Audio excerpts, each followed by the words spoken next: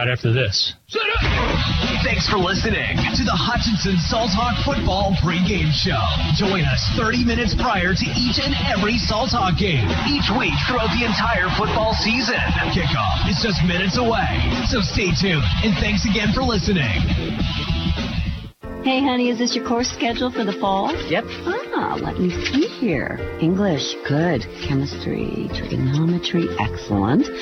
World history, I love world history. Baseball? Wait, baseball? Baseball isn't a course, honey. Well, sure it is, Mom. High school sports are about so much more than winning and losing. They teach lessons that can't be taught in a classroom, like accountability and self-discipline, the value of teamwork. I may not be earning a grade, but I'm learning how to compete later in life. Isn't that what getting a good education is all about? Yes, of course it is. I was just testing you. What can teenagers here in Kansas learn from participating in high school sports? Plenty, as it turns out. That's why they're called education-based athletics. High school sports. There's so much more than just a game. This message presented by the Kansas State High School Activities Association and the Kansas Interscholastic Athletic Administrators Association. It's time for Hutchinson Salt Hawk Sports on BW Radio. This broadcast is brought to you in part by First National Bank, H&R Block, Pools Plus, and the Medicine Shop. Salt Hawk Sports is also brought to you by these Salt Hawk Boosters, Jackson Meat, Wynn Insurance Group, and Summit Surgical of Hutchinson.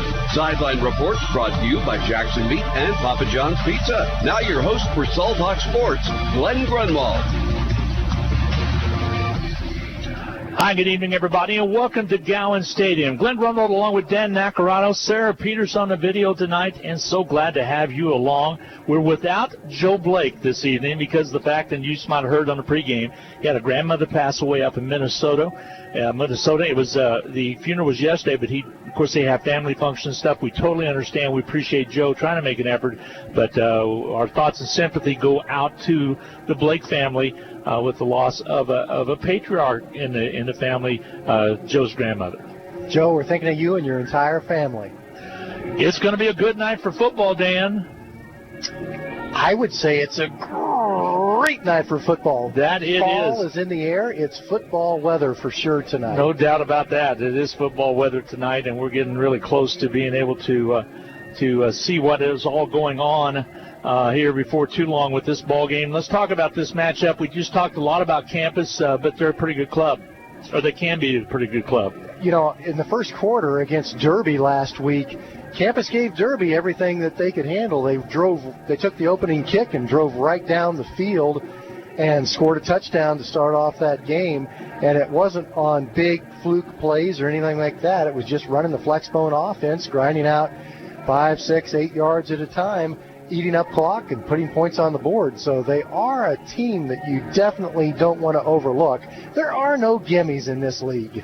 I tell you what, the weather conditions, you couldn't ask for a more beautiful fall than we had. This is going to be one of the coolest night starts with a 61-degree game time temperature. The low's going to get to 50 tonight, but the winds are only going to be about out of the south about 5 miles per hour. So it just about is a perfect night for football. Blowing a little bit harder than that right now, but I think those winds will die down once the game gets started. And again, no walk-up tickets sold at the gate tonight. Exactly. So make yourself comfortable, tune in, and enjoy the broadcast. 2 per participant. Now listen, if you're watching, if you're listening on the radio right now, want to go to the stream, just go to hutchpost.com, and you can go to the sports page and pick up the stream right there. We've got it up and running already, and also you can listen on Alexa if you wish to, on the BW app, which is wonderful because you go to the menu, you can hit down to sports and click on it, and you can watch this game live from your smartphone if you wish to.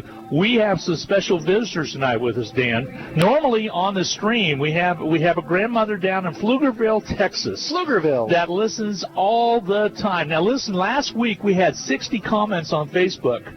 Sophie Hill had 45 of those comments. Well, Grandma Sophie, come on now. Get some other people in Pflugerville listening in. So spread the love. This is a hello to Sophie Hill from Devin Hackney, who is her grandson, who wears number 38 for the Salt Hawks, defensive back for the Salt Hawks. Does a great job, and he keeps coming and getting better and better, and I think it has a lot to do with Sophie Hill cheering him on from a long distance away. You know, with or without relatives, the truth of the matter is, He is the best open field tackler I have seen this season. He really is. Does a good job. So welcome, Sophie, to Hutchinson. We're glad that you are here, and I'm sure that Devin's going to have a heck of a game, and looking forward to you being here to cheer him on in person. No doubt about that. Now, we have a lot of other grandparents as well. I know that we have Matt Seitz's grandparents down in Texas, down at Georgetown as well.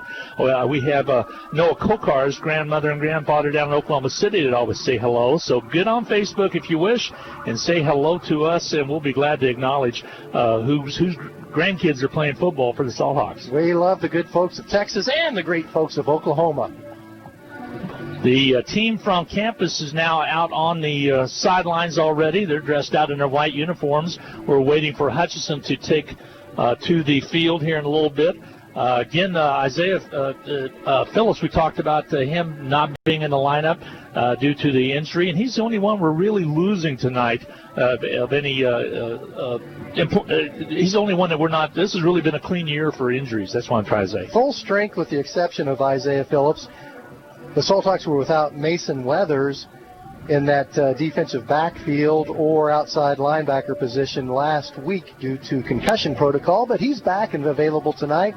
So let's hope everybody stays healthy on both teams throughout the rest of the season. No doubt about that. Still waiting for the Salthawks to make their way out here. We're going to take a 1-minute timeout. Gives Dan and I a chance to stretch and get set for this exciting game tonight between the Salthawks, who are 5-1, the 1-3 campus Colts. And it's a very important game to set up the rest of the season, which was only one more home game in the regular season. We'll take a break. We'll be back in 60 seconds. Forward, always moving, never stagnant. Together, nothing great is ever accomplished without it. At Fee Insurance Group, we've been working side by side with our clients for more than a century. Together with individuals, organizations, and communities, we look ahead to protect the people, places, and things they love. We're Fee Insurance Group. Forward, together. The No Fair sale has been extended and the discounts are falling just like the temperatures. Pools Plus offers spas in every size, shape, and price range. We are sure to have the spa to fit you and your needs. Purchase a new hot tub during October and Pools Plus will donate $50 to the United Way of Reno County. What a great way to give back and relax. Shop local, shop Pools Plus, 21 East 1st in downtown Hutchinson. Call us at Pools Plus. Welcome back to Gowan Stadium. Glenn Grunwald, Dan Nacarado, and Sarah Peterson. Again, game time temperature right around 60 degrees. Again, Joe Blake's usually on the sideline, sponsored by Jackson Meat as well as Papa John's Pizza. Salthawks have broken through the cheerleading banner, and they come out on the field, and we're about to set for some football. They'll be having the captains meet at the center of the field to check and see who's going to win the toss tonight's ball game. Again, they usually do that with just one captain. They've shut that down from normally you have 3, maybe 4 going out there down because of social distancing. And people really acknowledge and keep your masks on. If you're listening in the stands, please keep your masks on if you're in your groups, even when you're in your groups, because we got to beat this thing. We have really been hit this hard this last week, Dan, with the COVID-19 breakout here in Reno County. As a matter of fact, we were the 3rd fastest city in the nation. And trying to keep that from happening. That will move up to number 2. Wow. Unfortunately, a lot of positive tests have come through the last couple of weeks, but we remain perpetually optimistic. Salthawks is the referee down there right now. Jack Hoover will handle the flip duties for Hutchinson, and for campus, it's Nathan Bowen. I think campus might have won it. And that's one of the first time in a couple of weeks that the coin toss did not go to Salthawks' way. Hutchinson will be receiving. They're going to defer to the second half. Salthawks will be receiving. They'll defend the north goal and be going left to right on your video screen, or if you're watching from the stands, the left to right from the north to the south. So we're about set to get underway. So glad to have Stuart Haddad along as the chief engineer tonight. Big Stu back at the BW studios. Appreciate all his hard work. He's not out chasing the storms. He's also helps out with Sedgwick County with their maintenance department over there. Does a great job of keeping everybody safe. He's also EMT and a little bit of everything else. Stuart's a good guy. Does a great job on the board. Remember last year, that last basketball game Hutchinson played at campus. Gotta push him into. He was up there joined us. Got to have him join us up in the broadcast. I forgot about that. That's right. So glad to have him along Had as a night always. off, and he still joined us. That was pretty good of him. Deep back to receive for the Salt Hawks will be Peterson. That'll be Trayton Peterson's had some nice returns, and also Noah Kokar, who continues just to have big plays in each and every game. And so glad to see him back there as well. Nukas to be one of the up-backs for Hutchinson as well. I think Nolan Cunningham is the other one. All four of those players are very good return people. So really, if you can't kick it into the end zone, pretty much anywhere you go with the football, somebody capable is going to field it for the Salt Hawks. Alec Inhofe will kick off for Campus. He is a senior, 6 foot, 150. Let's see him put the toe into it. And here we go. We are underway. Squib kicks going to be picked up by Kokar as he picks it up about the 8-yard line. He turns to his right side to the 20, the 25, cuts to the 30. Now he's up to the 35 and stretches his long body all the way up to the 37-yard line. They'll mark it at the 36.5. 1st and 10 for the Salt Hawks. Devin Utu made a nice tackle for Campus from behind. Otherwise, Kokar might have taken it the distance. Said the knee hit at the 36, so Hutchinson will set up 1st and 10 from the 36. We have had some nice returns this year from the return squad on special teams. Hutchinson will put wideouts on the left side. Kokar along with Peterson over there. The turn, the give, this time on the outside. Turning is going to be Blackwell, and carries it all the way up to the 40. A pickup of 4 yards on the carry. It will be a 2nd down and 6 for Hutch High. Salt Hawks with a nice run right there. Into the ball game comes Zach Hogan. He checks in. That first play from scrimmage, Jalen Barlow lined up at fullback, Alec McEwen in the right slot. Now they've switched positions for this play. Yeah, now McEwen at the fullback slot. On the right slot is Barlow. The give straight away is McEwen. He busts forward all the way up to the 50-yard line, down to the 49 of Campus. And it is, give me 18 inches in the cloud of smoke right there for McEwen. Watching Campus on film, their defense has given up a lot of yards just on standard run plays all season long, and Hutchinson is definitely going to try to take advantage of that. 1st and 10 Salt Hawks on the 49 of Campus. Taking his time is Thompson. Wants to throw it, gets it out to Peterson. He'll hook to the right side, over to the 40, and up and down, that is to the 39-yard line. Nice job by Trayton Peterson on the catch and carry for a few yards. Pickup of about 8 to 9 on the play. 2nd down and 1. Nice job by Trayton Peterson on the catch over there. Thompson kind of keeping them honest there, Dan, with a little flare pattern outside to Peterson. If you show it early, sometimes it opens some things up on that run game. To give the flitch on the outside is going to be Kokar on the edge. He is out of bounds, pushed out of bounds at about the 32-yard line. It'll be enough for the 1st down. That Salt Hawk offense looks very sharp on this first drive. Jonathan McFan, one of the tackles out there, wears number 64. He's a senior. Chase Kepler at that guard position. Cooper Doobie at the center position. Seitz and Ragoza on that left side. 4 juniors and a senior.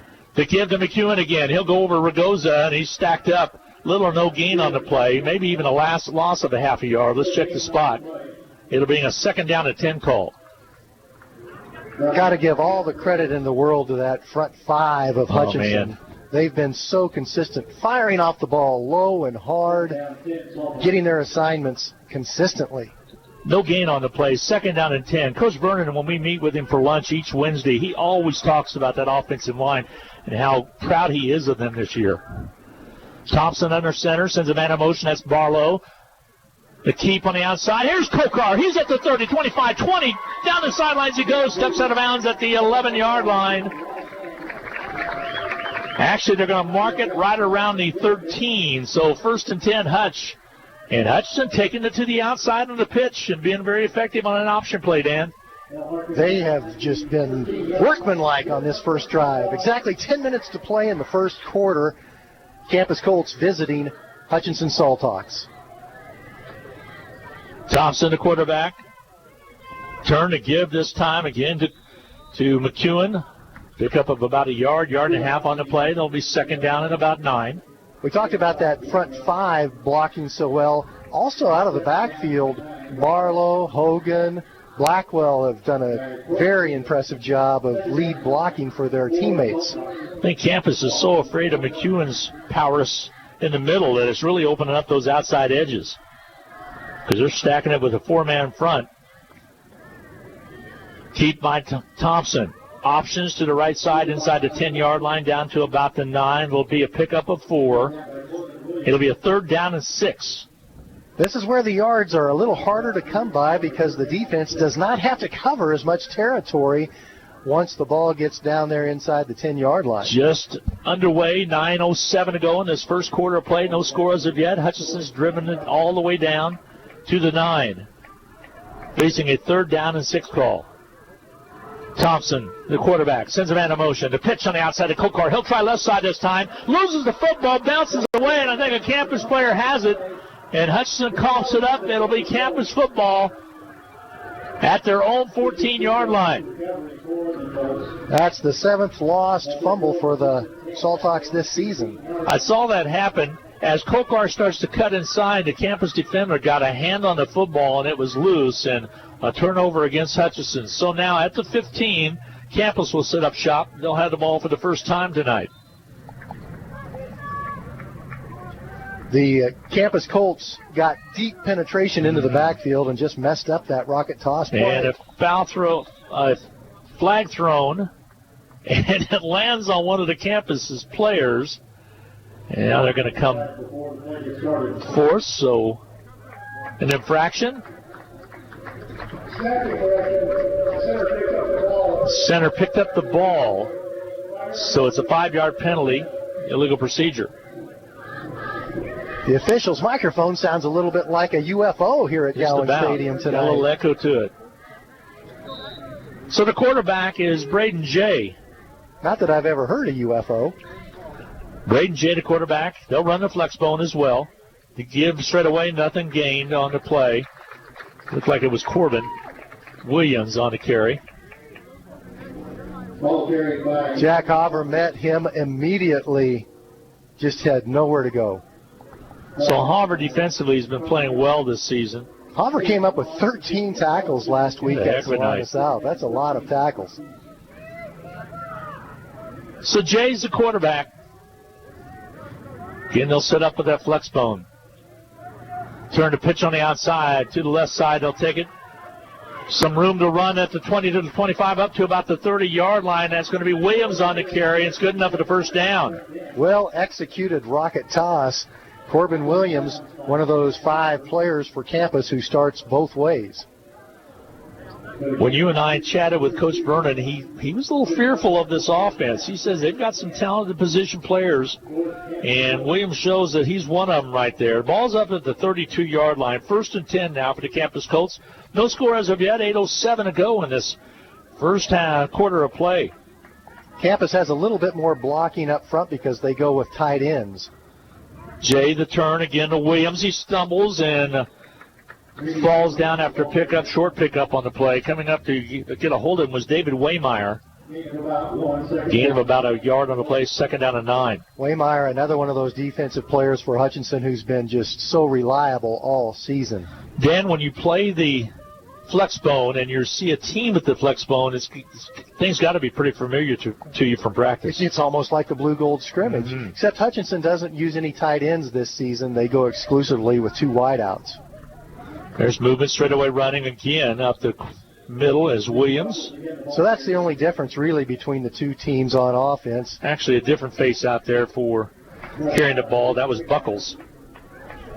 Buckles, a sophomore running back, got up out of the pile. Where's number 26 for the campus Colts? Colts a couple years ago came in about 3 to be exact, right around the same time, and shocked Hutchinson 27-21, and that was in a playoff game. Campus actually beat Hutchinson twice that year. Yep, sure did. I think they played almost back-to-back weeks. I think so. 3rd down and 5. Key 3rd down play right now for the Colts of campus. Man in motion. Keeping it is Jay. He'll flip it on the outside. And trying to get the first down. He'll have it all the way up the way goes Seacard. Seacard all the way down to the 10-5. Touchdown, Campus Colts. No flag on the play. And the Colts are the first on the board tonight with a 6-0 lead. 63-yard touchdown run by Christian Seacard. Number 3, Christian Seacard. He's a sophomore. And he took it the distance after he got the pitch, happening at the 6:41 mark of the first quarter of play. It always hurts when a team turns the ball over inside their opponent's 20 and misses a scoring opportunity. It adds salt on the wound when that opponent immediately drives all the way down the field for a touchdown. Inhouse will do the point after, getting his steps correctly. Late entry into the line of scrimmage on special teams for Campus. Now we get set. Here's the point after try.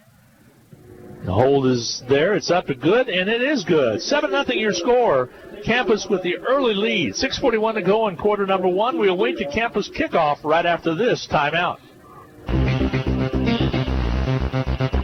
Hutchinson High School Sports is on the air thanks to these outstanding Salt Hawk boosters. Portfolio Recovery Associates of Hutchinson, Dr. Randy Smith of Appalachian Animal Hospital, the Wynn Insurance Group of Hutchinson, Summit Surgical, the Hutchinson Clinic, the Medicine Shop, and Jackson Meat. Hutchinson High School and Eagle Radio Sports thank these Salt Hawk boosters for their continued support of Hutchinson High School athletics.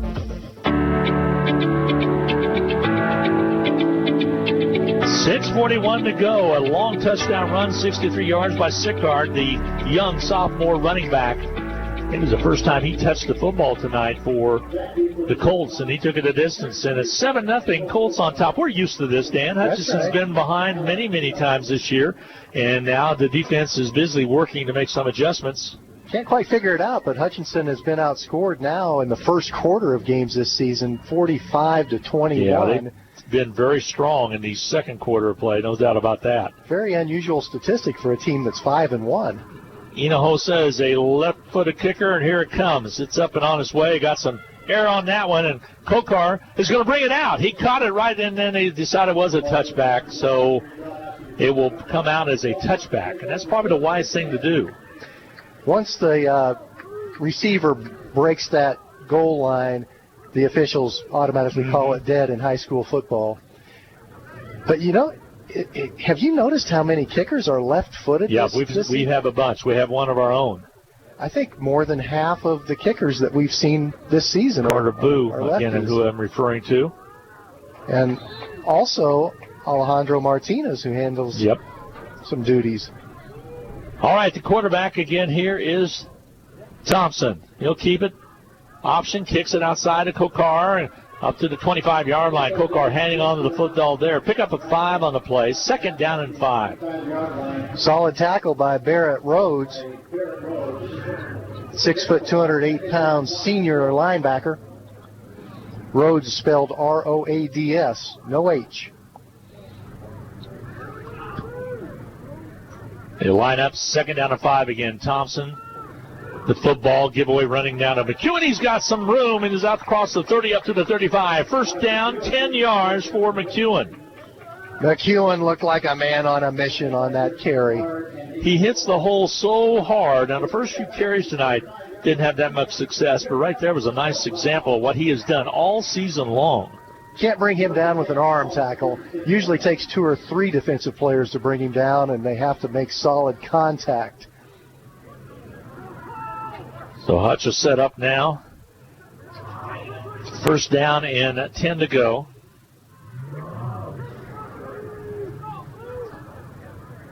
Here's the keep by Thompson. Wants to throw it across the middle. Just about picked off and just about caught by Kokar at the 40. Goes off his fingertips out of bounds. Got a message from Carter Booz. Nana and Papa are watching at home for the first time due to COVID restrictions. It's glad to have them along this evening. And again, we have those Kokar's grandparents from Southwest Kansas watching as well. Carter Booth, something like 34 out of 36 on extra point attempts during his career. Here's the turn, giveaway straight away on the outside. McEwen trying to get something going and can't get anything going. And it'll bring up a 3rd down and 10 situation. That was Corbin Williams making the tackle. Corbin Williams, again, double duty, running back and linebacker for Campus. Coming down to 5 minutes to play in the first quarter.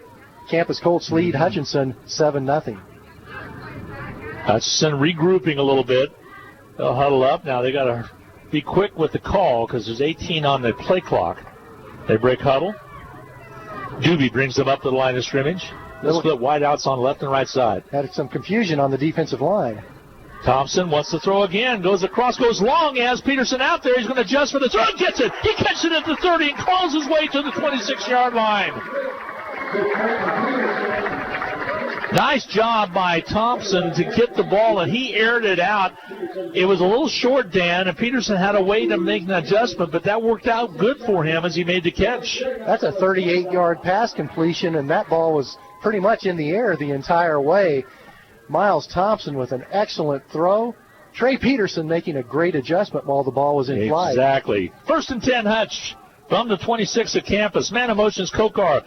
Oh, give it off the belly series around to Blackwell. He's got some edge on the edge down to the 20-15, all the way down to the 10-yard line. 1st and 10, Hutch. They'll move the chains, and Hutchinson will have it deep inside Campus territory. This is where ball security becomes so important. Don't mark it at the 11. You definitely want to take advantage of this field position on the Campus 11-yard line and convert it to points. Nice job by Hutchinson to take it all the way to the 11. The long pass to Peterson got part of the way there. Now split wideouts. Peterson will split out left side along with Zach Hogan. Turn to get to McEwen straight away. Dives his way all the way down to the 6, keeping those feet churning all the way till they'll mark it at the 7 officially. 2nd down and about 6. Strong running. There wasn't really much of an opening there at all. McEwen just dragged the Campus Colts for a few yards. Yeah, he went in between Kepler and Doobie on that carry. Now they'll stack it up defensively. Thompson, the quarterback, sends Blackwell in motion. Keeps it himself. Thompson on the outside. Has the edge and walks in for the touchdown. Touchdown to Hutchinson with 3:12 to go in his first quarter of play. Within a point of Campus now. Campus 7, Hutch 6. That was the option. Miles Thompson made an excellent read, kept the ball himself, and I don't think he was touched en route to the end zone. Nice, I don't think so either. Nice 7-yard pickup on the TD for Thompson. 13-7. Check that. 7-6 now. Hutchinson trailing by 1. Carter Booth's kick is up and on its way, and it is good. We're tied at 7 apiece. Booth for 1 right there. Gets it up and in, and we'll take a timeout. We'll come back for the Hutch kickoff. 3:12 to go in quarter number 1. We're tied at 7 apiece. We'll be right back. Hutchinson Community College and Blue Dragon Athletics are proud to support the Hutchinson Salthawks. Whether you're working towards your degree or are a busy working individual with limited time to attend class, Hutch CC has what you're looking for. And for those still in high school, Hutchinson Community College's Step Ahead program provides a head start on a quality education, and it may not cost the student anything. Visit hutchcc.edu or call 888-GO-HUTCH for more details. And good luck this season to the Salthawks.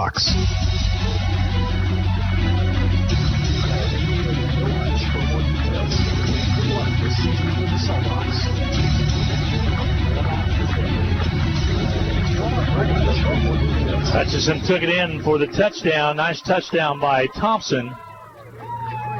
If you're wondering why Hutchinson has gone to no tight ends on their offense, it's just strictly a personnel issue. Some years, if you've got the players available to you to go with a power formation with the tight end, you do it.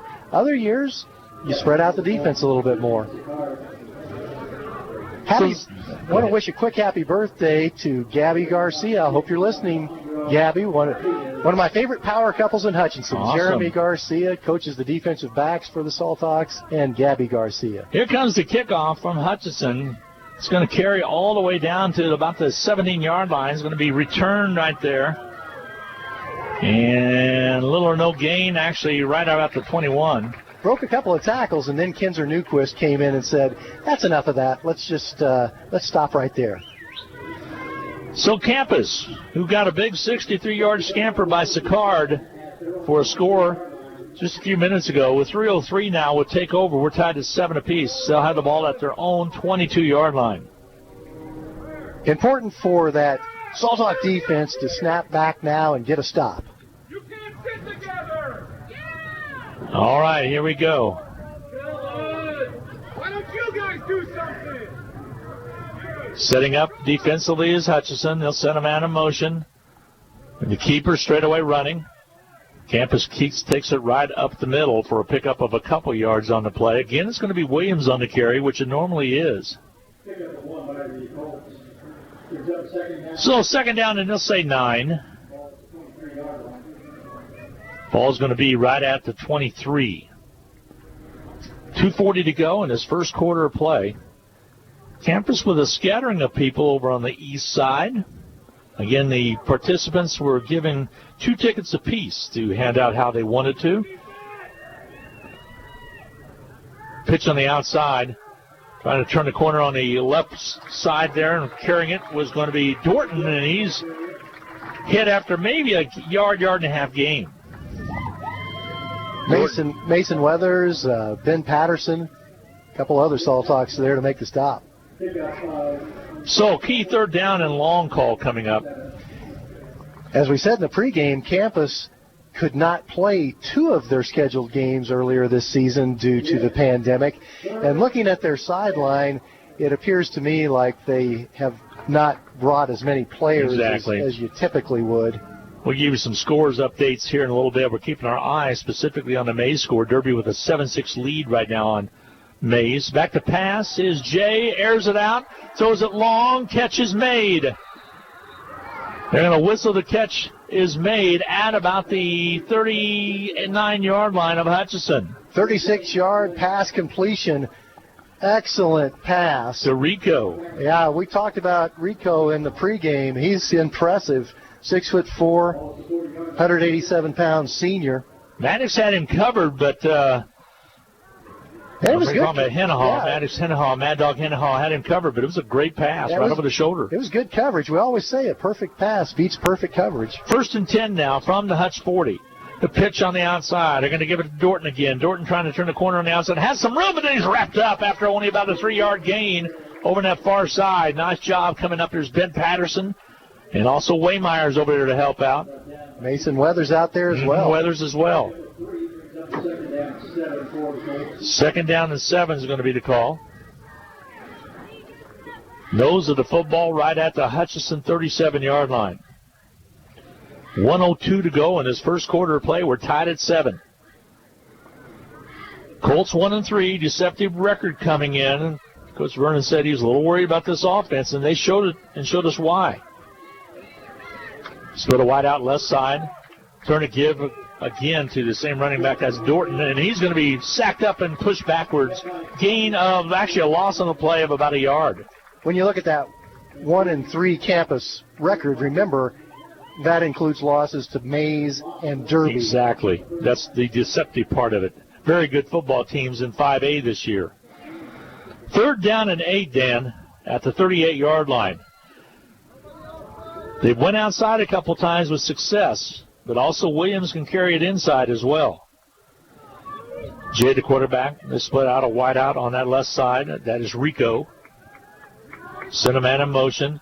Wants to throw it. Looks and goes long. He has Rico down there. Catch is incomplete. Off his fingertips right at the goal line.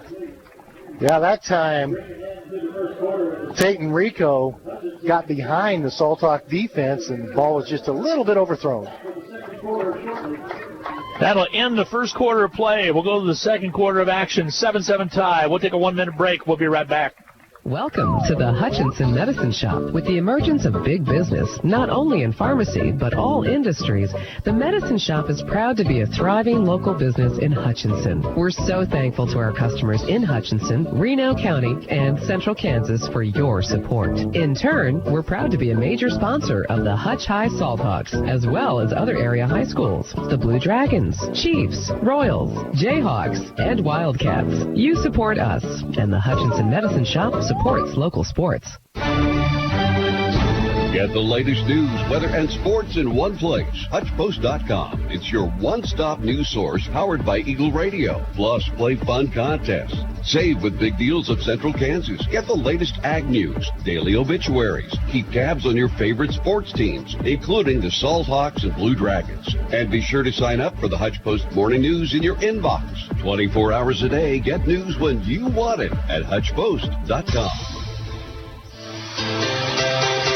Here we go, start of the second quarter of action. 7-7 tie. Campus with the football, fourth down. They're going to go for it, fourth and about 9. And now a timeout is taken. Campus Colts will take a timeout. We're going to keep it here, Dan, since we just took a break. I'll run down some scores. I gave you that Derby score, 7-0. Over 7-6, over Mays. Right now, Trinity on top of Heston, 7-0. McPherson, 28-0 already in the end of the first quarter over Mulvane. Garden Plain leading 7-3 over Belle Plaine. The battle of the plains right there. And Andover Central, 7-0 over Andover. And Hoisenden, 6-0 over Norton already in the first quarter of play. So there's some scores from across the state of Kansas. Junction City also on top of your old hometown, Emporia, 14-0. Yeah, Junction City has an impressive record, and Emporia has struggled in several games this year. But the games in the AVCTL of special interest outside of this one, Derby and Mays, Mays South, and Hayes. Yeah, Mays South and Hayes, and we weren't sure they were going to get that Hayes one underway, but I think they are. Here's Jay, back to pass again, throws it to the outside. Not there, incomplete pass. I think they would have been short of the first down anyway. Trying to go for Rico over there, but Rico was going far enough for the first down, but the pass did not get there. Hutch will take over on downs. So the Salthawks did their job defensively. In that first quarter, each team, 129 yards of total offense. And the score is tied 7-7. Pretty even ball game. Peterson split wide on the left side. They'll have a slot over there. Will be Kokar split off the line of scrimmage. Also Hogan. The turn to get to McEwen. He's stacked up. Little or no gain. Maybe even a loss on the play. They're going to say maybe got a half of a yard gain. So second down along 9. They'll mark it at the 39. Well, they're going to say, hey, when 28, he's going to get the ball 19 to 20 times a game to 25 times a game. You guys got to stop him. And that's what Campus is doing with those linebackers. That was a nice play by the defensive front as well as one of the linebackers out of that micro linebacker position. Turn to keep by Thompson. Heads upfield. He's got some room up to the 50-yard line, still on his feet. Now he's brought down. Has the first down. 1st and 10 Hutch at the Hutchinson 49-yard line. He took a jab step towards the pitch man, kept the ball, then faked the pitch again and kept it. Pretty nifty work by Miles Thompson. He's learning that option. Keep in mind, he's just a quarterback for the first time this year as he went down that line of scrimmage, and that option is so read-worthy. You got to read what's going on, and in a split second decide whether or not you're going to pitch the ball or not. Give to McEwen, has some room across the 45-yard line down to about the 43-yard line of Campus. They'll mark it officially at the 42. Second down and 1. It's been very impressive how fast Miles Thompson figured out this flexbone really offense. Has. He has done a nice job. And Hutchinson gets the play in from the sidelines now. They'll look at their wrists. They simplified things a lot this year, and I think that's helped, especially on the blocking schemes. They really has helped out with the Salthawks, keeping it pretty simple. There's not a better O-line coach in the state of Kansas than Sean Harper. Back to pass. Thompson has pocket protection, gives the pass away. He's got a receiver out there just off the fingertips of Kokar. They had coverage out there, but incomplete pass. Just under 10 minutes to go. 9:59 to go. And we'll see how Kokar is going to be. He looked like he might have came up. I think that was Blackwell. Yeah, it was Blackwell. Excuse me. A little slow getting up, but he's going to be fine. So split out wideouts to the right side and left this time. Barlow has slipped over to the left side slot. Opportunity for a quarterback sneak. Third down and short. Man in motion, Barlow. Turn around and keep by Thompson. He's got the first down and more. 40, down to the 30, down to the 25, and dropped finally at the 23-yard line of campus. Or he could keep it and go off tackle. That works fine also. 9:51 remaining to go in this first half of play. A nice drive by Hutchinson underway right now to the 23-yard line. Well, if Hutchinson is going to make me look like an accurate prognosticator, they're going to have to put quite a few points on the board in a short amount of time. Yeah, me too. 7-7 tie right now with 9:33 to go. Of course, in the first half of play last week, they only had 14 at halftime. That's right. Hung 42 on the board, 28 unanswered points in the second half. That's right. Man of motion, Kokar. To keep the pitch this time is going to be to McEwen. He's got some room on the outside across the 20 all the way down to the 15, 14-yard line. Keeps those legs churning away and within a yard of the first down. Nice pickup by Alec McEwen. They'll mark it at the 14-yard line, second down and 1. Just get the feeling that if Hutchinson maintains ball security, they are not going to have to punt very many times in this game. Wildcats of Haven on top of Trinity Catholic, 14-0 at the end of the first quarter of play. Trinity undefeated so far. Salina South 14, Newton nothing at the end of first quarter of play. Hutchinson here tied at 7 to give again to McEwen all the way down to the 5-yard line. Went head-to-head with one of the defenders down there. And it'll be a 1st and 10 for Hutchinson, 1st and goal from the 5. Making the stop out there was Tommy Randa. He's a sophomore. Tell you what, this campus team is pretty young, especially a couple running backs right there. Randa, a sophomore. Nothing better than some of those sophomores to get some action in the Ark Valley Chisholm Trail League. Coach Jamie Cruz, when he arrived at campus, he knew it was he would have to go with some young players for a year or two. Here's Thompson under center. The give this time left side. It's going to be Blackwell into the end zone for the touchdown, and Blackwell takes it in from 5 yards out with 8:03 to go in this first half of play. Hutchinson goes on top now, 13-7. Blackwell on a 5-yard romp into the end zone. Makes it 13-7 Hutchinson. Blues extra point forthcoming. Here's the hold, the kick. It's on its way. It's up, and it is good. And 14-7 now. Hutchinson takes the lead at 8:03 to go in this first half of play. We're in the second quarter. Dan and Sarah and I'll be back for the Hutchinson kickoff right after this 30-second timeout. It's time to finish your taxes. Whether we filed your extension or not, bring your tax information to H&R Block and let our tax professionals ensure you get every deduction and credit you deserve. And our offices in Hutchinson, Lyons, and Ellsworth are open to assist you.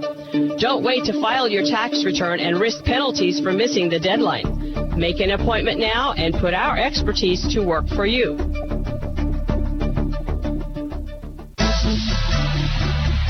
Welcome back. Hutch with the lead at 14-7. Glenn Grunwald, Dan Nacarado, Sarah Peterson. Missing Joe Blake tonight. He's usually on the sidelines. The sideline reports are brought to you by Jackson Meat, 13 West 6th, as well as Papa John's Pizza at the corner of Plum and 17th. Both fine sponsors of Salt Hawk Athletics. You listen to Salt Hawk Football on KWBW, Hutchinson, Kansas.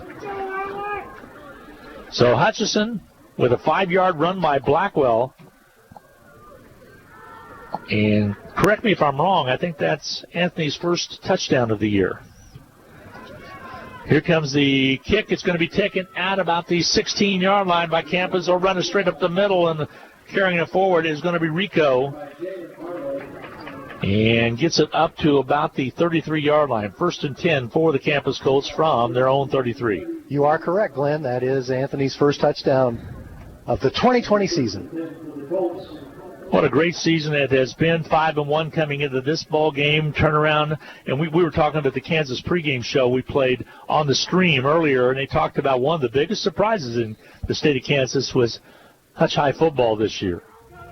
Surprises a lot of people. I think folks that had watched them in practice expected the Salthawks to be pretty good this year. 1st and 10 for Campus. Straight away running. He's got some room all the way up to the 45-yard line and beyond, up to the 46 on a quick opener by Williams.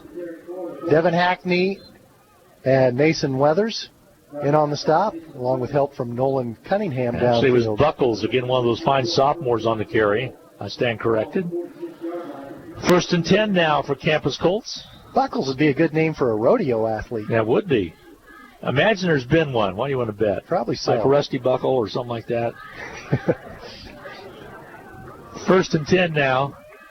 Campus Colts with the ball. They're moving the football. They fake the pitch. Wants to go long. They go long on play action. He's got a receiver out there. Catch is made and dropped finally by Hennahaw all the way to the 10-yard line. And a hurt player is going to be on the catch and the carry was Rico, but he's rolling over in pain right now. Might have turned an ankle. I do think he turned an ankle as Maddox Hennahaw made the tackle. But we hope he's going to be fine. But got to say again, that was an excellent throw and catch. It was an excellent throw and catch, and he acts like it's his left either knee or ankle.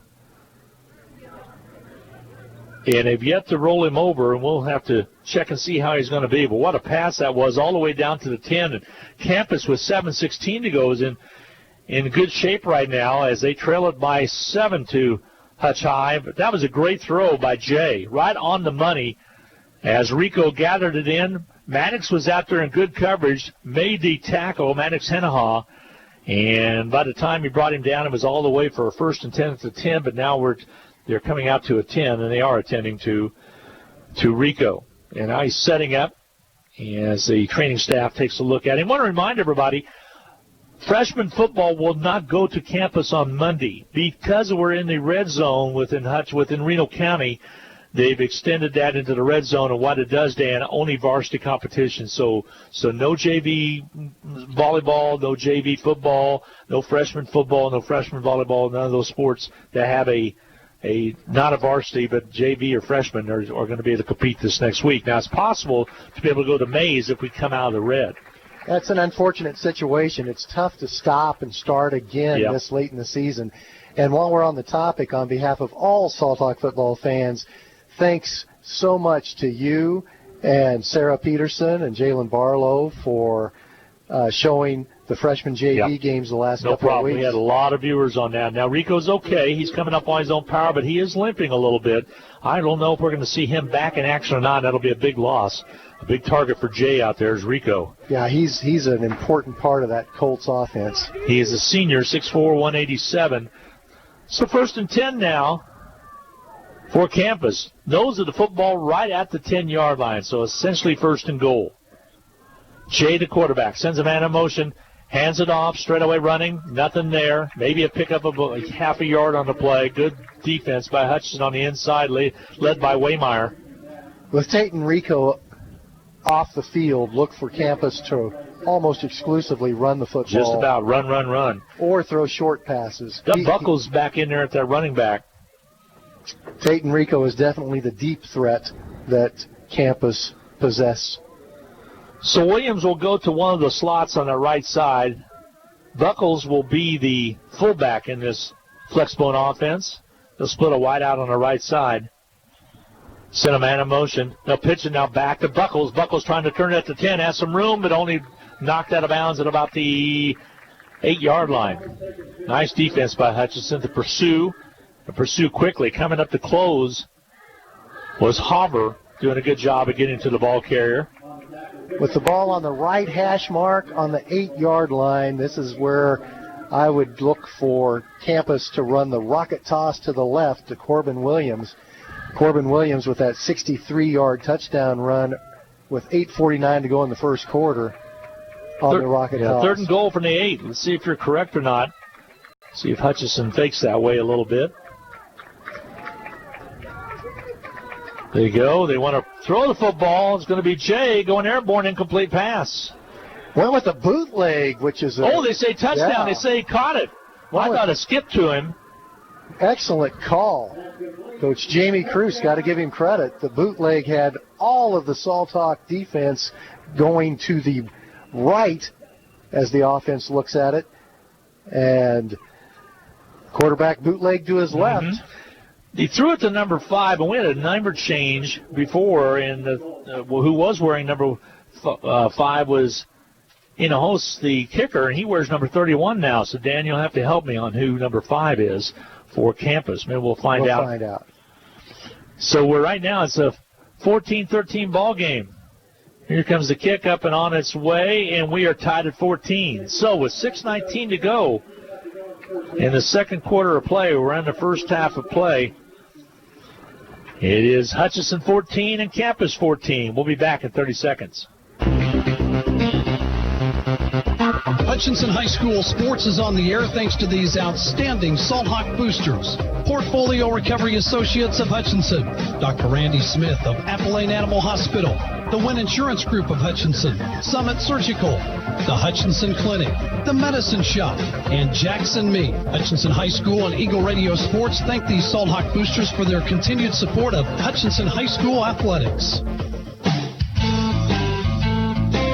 Hi, everybody, and welcome back to Hutchinson. 14-14 tie with 6:19 to go in this first half of play. We're in the second quarter. Again, a nice 8-yard pass from Jay to his wideout. The wideout came in place of Rico after Rico went out with the injury. Tied it up at 14 apiece. Hutchinson's in a battle right now.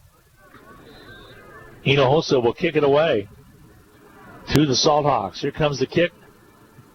High end-over-end kick. Going to be taken at the 22 by Hutchinson's Peterson, and he's going to be dropped right at the 25-yard line. Not much of a return at all by Peterson to the 25. So Hutch will have time, though, with 6:14 to go in this first half of play to get something going. Right now they're tied up at 14 apiece. That bootleg touchdown pass was caught by number 5. He was listed in our program as number 24, Jacob Reimer. So Reimer with the catch for the touchdown. 1st and 10 now for Hutchinson. Trying to answer back. Plenty of time to do it before halftime. Especially the way Hutchinson runs the football. Hogan will split wide on the left side. Peterson on the top side. McEwen at the fullback spot. Man of motion's Kokar. The pitch on the outside. McEwen trying to turn the edge. He has it. 30. Up to the 35. To the 40. Up to the 50-yard line. Flag on the play. Cuts inside. All the way down to the 32-yard line of Campus. Let's see if it's coming back, and I think it is.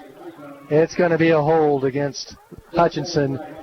And that is unfortunate because it was a huge gain from Alec McEwen, who got the edge. But the reason he got the edge was because of the hold on the block. Yeah, 25 to 26-yard pickup right there will be erased. It'll come back, and it'll be first down, do it over again, and see where they're going to mark the football exactly. If it's from the point of the infraction. It's going to come all the way back to the 15. Blocking the back is what they actually called. This will be a 10-yard foul.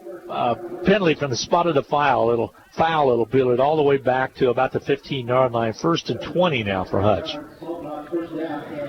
I say run it again. Just gives that Salthawk offense more opportunities to churn out yards. There you go. Mr. Sunshine has spoken. Man of motion, Barlow. To keep by Thompson on the outside edge. Cuts inside. All the way to the 30 now. Cuts inside again. Now he goes the opposite way. 40 to the 45. Up to the 50. 45. 40. Cuts inside again. This time to the right side. He's dropped right at the 34-yard line. A great pickup by Miles Thompson. I'm doing the math. I've got 35 plus 10 is 45 plus 6 is 51 yards. My goodness, what a run by Thompson. And one of the players lost his shoe. I think that was the center who lost his shoe. It is. It's Doobie, and he's trying to get it on. Looks like he's wearing slippers out there just about. 1st and 10 from the 34 at campus. 5:29 to go in the first half. McEwen up the middle. Churns his way all the way to the 24-yard line.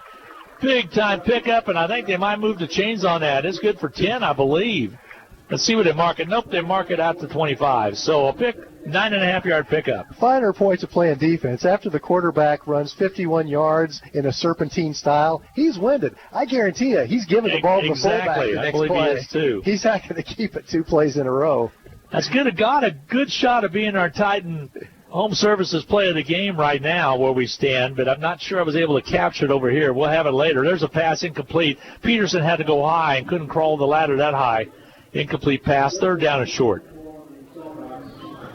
So Hutch trying to go with a quick opener. A lot of players, when it's a running back who makes a 51-yard gain that way, they come out and get their breath for a play or two. But when it's the quarterback, he's got to stay out there. 3rd down and 1. Certainly 4-down territory here with, again, 4:50 to go in this first half of play. We're in the second quarter. Glad to have you along this evening. Glenn Grunwald, Dan Nacarado, and Sarah Peterson.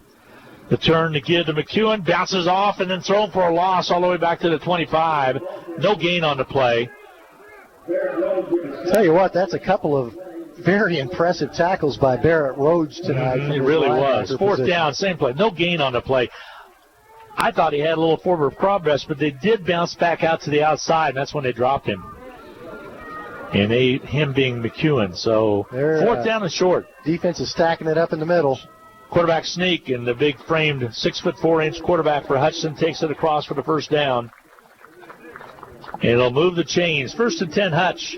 Well done by Miles Thompson, but also give Mason Seitz, Cooper Doobie, and Chase Kepler a heck of a lot of credit because the campus Colts had everybody crammed up there near the they got Rico on crutches right now as he's headed to the locker room down in the other end zone. So yeah, I think unfortunately don't think we're going to see him again.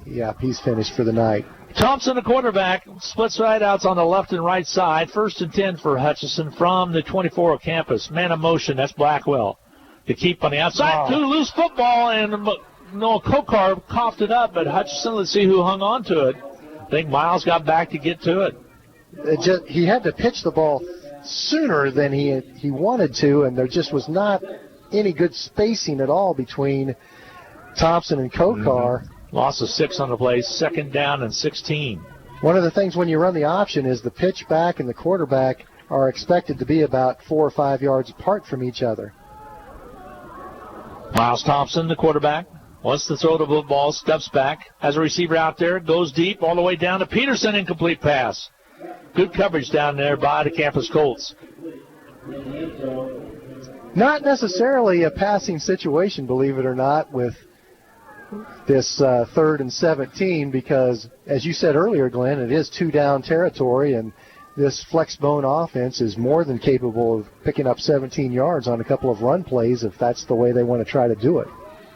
Malachi Lejeune, the back there in coverage, did a nice job. Rocket toss formation. Could be. 3rd down and 16. And there goes the rocket toss, but they've read it all the way. Kokar's thrown backwards all the way to the 40. Corbin Williams deep in the backfield, and that is going to be a 6-yard loss. Yeah, all the way back to the 40-yard line. Well, see where they mark his forward progress. You're correct. It is at the 36-yard line. So 4th down and 23. Well, that's an unfortunate situation where even though Hutchinson did not lose the fumble on the pitch, it set them back and stalled the drive. So Hudson offense a little dejected right now. They'll go back and huddle up, and they're going to go for it. And the way McEwen can move the football, you can pick up that 23 yards pretty doggone quickly, but let's see if this is a passing situation or not. Could be a good opportunity for a screen. Yeah, timeout's going to be taken. Hutch wants to talk things over. We'll get a break in. 2:19 to go in this first half of play. We're in the second quarter. 14-14 tie. Hutch knocking on the door, but facing 4th and 23. We'll be back in 1 minute. Need to send someone money? Pay a babysitter? Split the bill? Use First Pay. It is the person-to-person payment option located right inside your online banking app. There is no need to download an additional application. It is simple, safe, and secure. We're first for you. Visit fnbhutch.bank to learn more, or click on your First National Bank app to get started. You can also stop into a location nearest you, and we're happy to help. First National Bank of Hutchinson, member FDIC, equal housing lender. Well, we said a full minute, but decided to bring it back just a little early because Hutchinson's already out on the field. They've broken huddle. 2:19 to go. And it's a 4th down and 23 facing the Salt Hawk offense. I think Coach Mike Vernon knew what play he wanted to call, but he wanted to make sure he had the right personnel package on the field. And still a little confusion as Blackwell comes over. Now he'll set back up on the left side this time, so still not in the formation that they wanted to be in. Overloaded to the left. So play clock started now at 22. Doobie on the top of the ball. Thompson, the quarterback, he'll back it up. Wants to throw it, goes long, goes way long. As a receiver out there, catches, man, incomplete pass. Oh, I thought he had it. Very similar touchdown attempt that we saw at Garden City. Just out of the end zone. Miles Thompson to Trey Peterson. That was a long one to Peterson, but incomplete. Taking over on downs now will be Campus. They have time to get on the board with 2:10 to go in the half. That was a good play right there, but overthrew, and then the catch was made, but out of bounds over the end of the end zone. Now quickly, here comes Campus. They want to move with the football. Hutchinson defense having to scramble to get set up. 1st and 10 for the Campus Colts. And movement is going to go against Hutchinson, encroachment on that left side. And Hutchinson had problems with that against Andover the other day. Encroachment, it's going to go against us. So you're correct. That's like I called to start off with. They'll mark it at the 41, 1st and 5.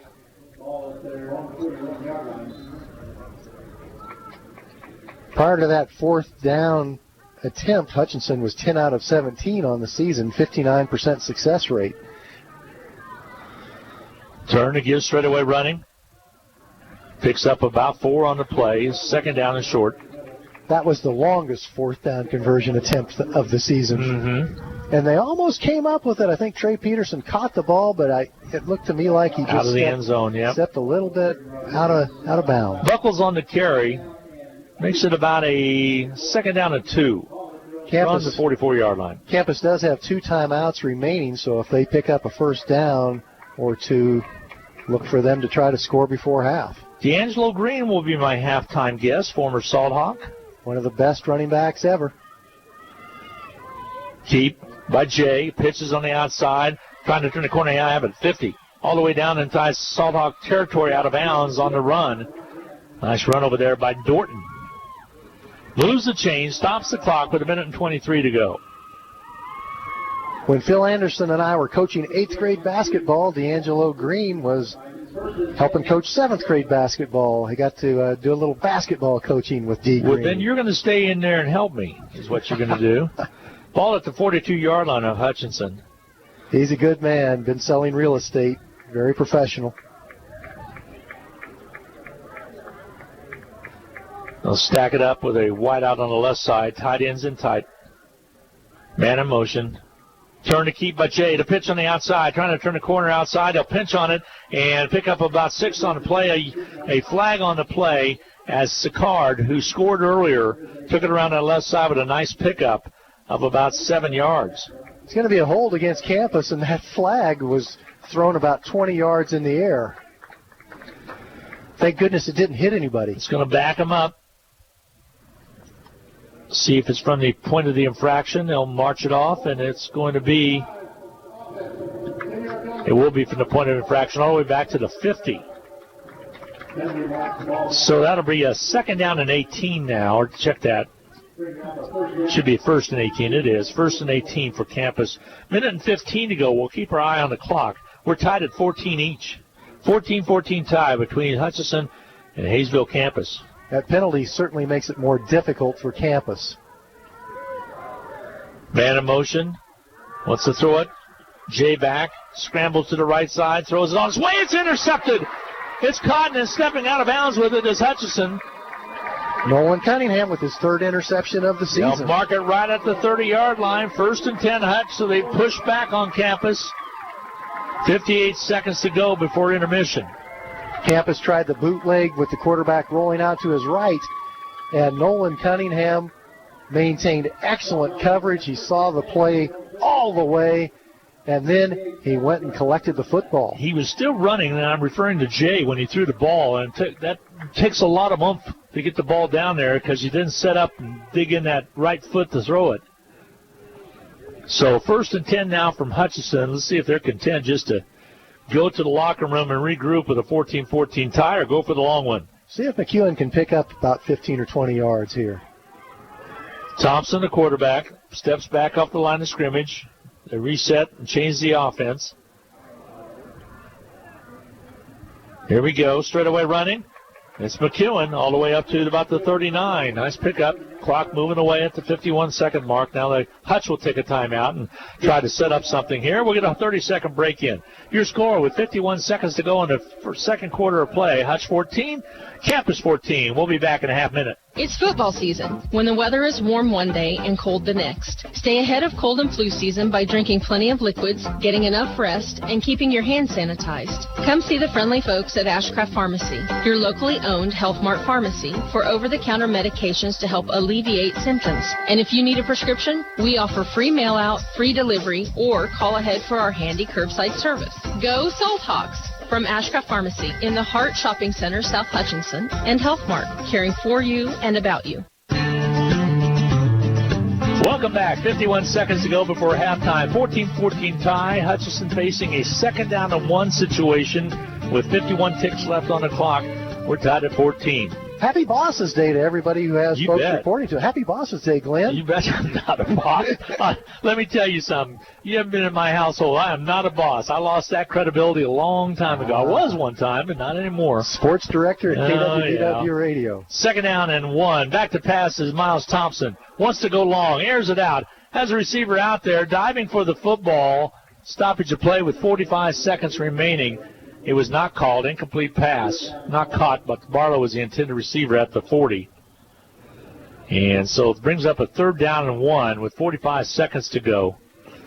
Hutchinson still has 1 timeout, and the clock will stop anytime they make a 1st down. So 45 seconds, they could conceivably run another 3 or 4 plays before this half's over. More importantly, is you get that 1st down, maybe.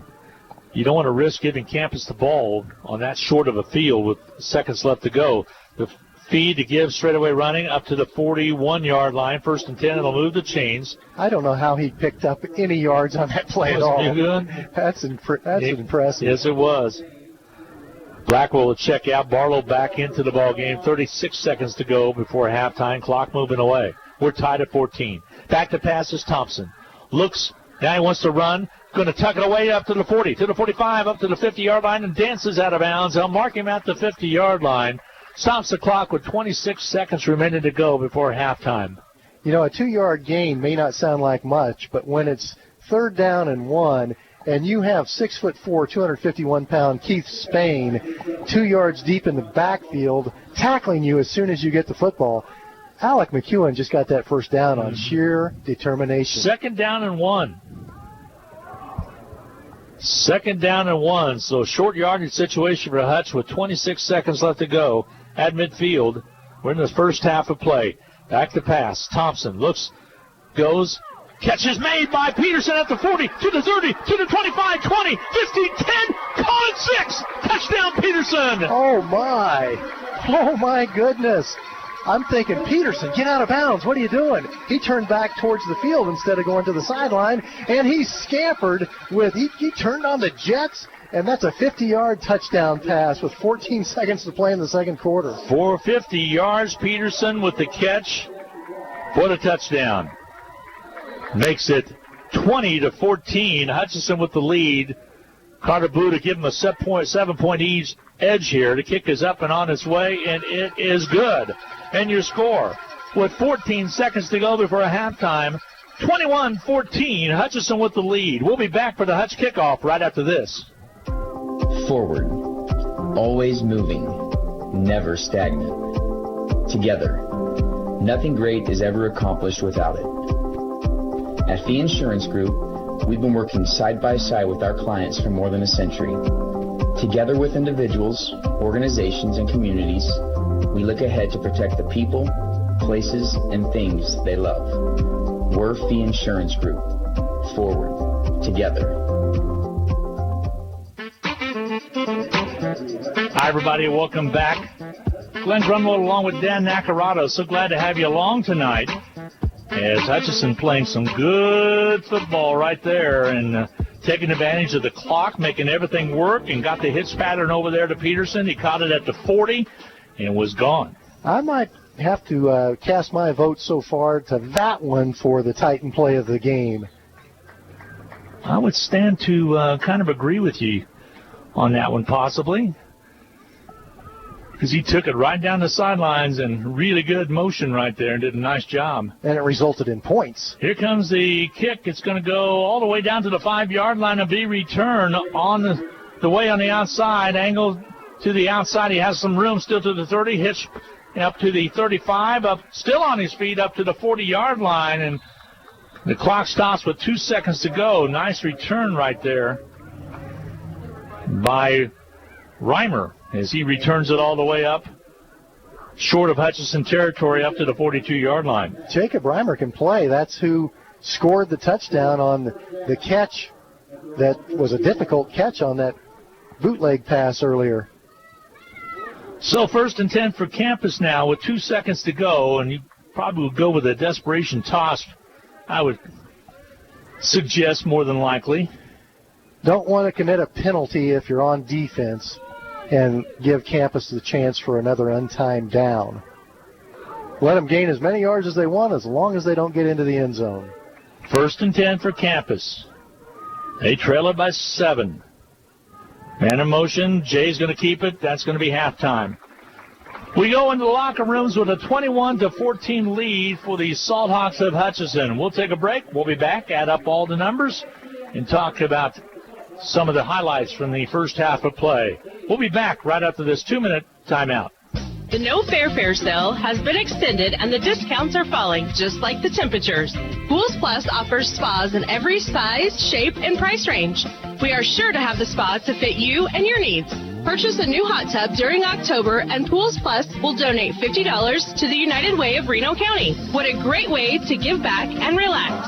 Shop local, shop Pools Plus, 21 East 1st in downtown Hutchinson. Call us at Pools Plus. Hutchinson High School sports is on the air thanks to these outstanding Salt Hawk boosters. Portfolio Recovery Associates of Hutchinson, Dr. Randy Smith of Appalachian Animal Hospital, the Wynn Insurance Group of Hutchinson, Summit Surgical, the Hutchinson Clinic, the Medicine Shop, and Jackson Me. Hutchinson High School and Eagle Radio Sports thank these Salt Hawk boosters for their continued support of Hutchinson High School athletics. Hutchinson Community College and Blue Dragon Athletics are proud to support the Hutchinson Salt Hawks. Whether you're working towards your degree or are a busy working individual with limited time to attend class, Hutch CC has what you're looking for. And for those still in high school, Hutchinson Community College's Step Ahead program provides a head start on a quality education, and it may not cost a student anything.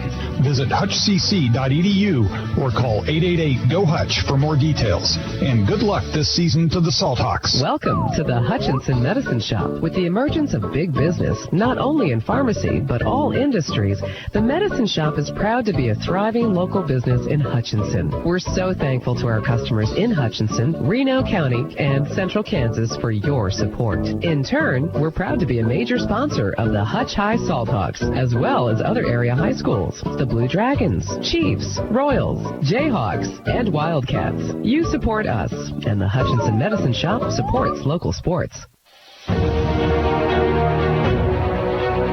Hi, everybody, and welcome back to Gowan Stadium. It's halftime. Hutchinson enjoying a 21-14 lead over the campus Colts. We got a good one going here tonight, folks.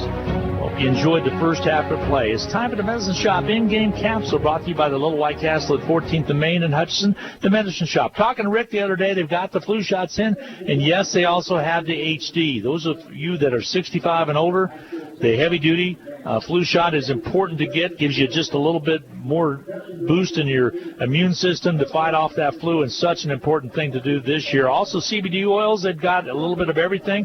Talk to one of the pharmacists about the CBD oil. You'd be surprised. I kind of twisted my foot the other day doing some mowing, kind of stepped in a hole, Dan, and was able to use what I have. I have some of the roll-on CBD oil and took away the pain just about instantaneously. It really works, folks. Give it a try if you would. The Medicine Shop. Always doing a good job. Care beyond prescriptions. That's the Medicine Shop. Well, this game started off with a 63-yard run by Campus as the running back Sicard, with 6:41 to go in the first quarter of play, went 63 yards on the touchdown to make it 6-0. Point after was good, 7-0 ball game. 3:12 to go in the first quarter of play. A 7-yard touchdown run by Miles Thompson, the keeper, and made it 7-6, and then a boot point after made it 7-7 tie. And then Hutch with Blackwell with a 5-yard run, his first touchdown of the season at the 8:03 mark of the second quarter of play. Point after was good, made it 14-7. Then you turn around with 6:19 to go. It was a J to Reimer, 8-yard pass for the touchdown. Point after was good. We're tied at 14. And just seconds ago, a 50-yard pass to from Thompson again to Peterson. And Peterson romped down the sidelines from 40 yards. They caught it at the 40 and took it 40 yards for the TD to make it 20-14. The point after was good, 21-14. That's how we got there on the scoreboard. How did we get there by statistics, Dan? Well, talking about that exciting touchdown pass, Thompson to Peterson in just the final seconds of that second quarter. Remember, it was set up by an interception by Nolan Cunningham as Campus was driving it the other direction before half. And Nolan Cunningham's big interception gave Hutchinson the ball on their own 30 with just 58 seconds to play in the second quarter. And ultimately, Hutchinson converted that opportunity to 7 points in a very exciting way. Miles Thompson with 94 yards rushing in that first half, 1 touchdown. Alec McEwen, 75 yards rushing. Anthony Blackwell, 24 yards rushing and a touchdown. Noah Kokar had 5 rushing attempts for 20 yards. Drayton Peterson caught 3 passes in that first half, 97 yards, 1 touchdown, and obviously the big one, just with 14 seconds to play in the second quarter, the big 50-yard touchdown reception, most of it with the run after the catch. Also, David Waymeyer leading the way defensively for Hutchinson with 5 tackles from his defensive line position. For the Campus Colts, on defense, Corbin Williams, 10 tackles in that first half of football. Very impressive. He also picked up 21 yards rushing for the Colts in that first half. Total yards, Buckles with 104 yards. Right now, he's the leading rusher in this game, 104 yards on 7 attempts. Hutchinson gained 310 yards of total offense in the first half. Campus Colts 215. Hutchinson leads it 21-14. That is your Medicine Shop in-game capsule brought to you by the Medicine Shop at 14th and Main in Hutchinson. Don't forget, flu shots, CBD oil, they got a little bit of everything. A couple score updates for you. A good one going with Derby and Mays. Derby 14, Mays 12. Also Larned over Hugoton 20-6. And also Junction City on top of Coach Knack's alma mater, Emporia, 21-0. We will take a 1-minute timeout, come back to talk to great running back for the Salt Hawks of the past, D'Angelo Green. We'll be back right after this 1-minute break. Get the latest news, weather, and sports in one place. HutchPost.com. It's your one-stop news source powered by Eagle Radio. Plus, play fun contests. Save with big deals of Central Kansas. Get the latest ag news, daily obituaries. Keep tabs on your favorite sports teams, including the Salt Hawks and Blue Dragons. And be sure to sign up for the Hutch Post Morning News in your inbox. 24 hours a day, get news when you want it at HutchPost.com. It's time to finish your taxes. Whether we filed your extension or not, Bring your tax information to H&R Block and let our tax professionals ensure you get every deduction and credit you deserve. And our offices in Hutchinson, Lyons, and Ellsworth are open to assist you. Don't wait to file your tax return and risk penalties for missing the deadline. Make an appointment now and put our expertise to work for you.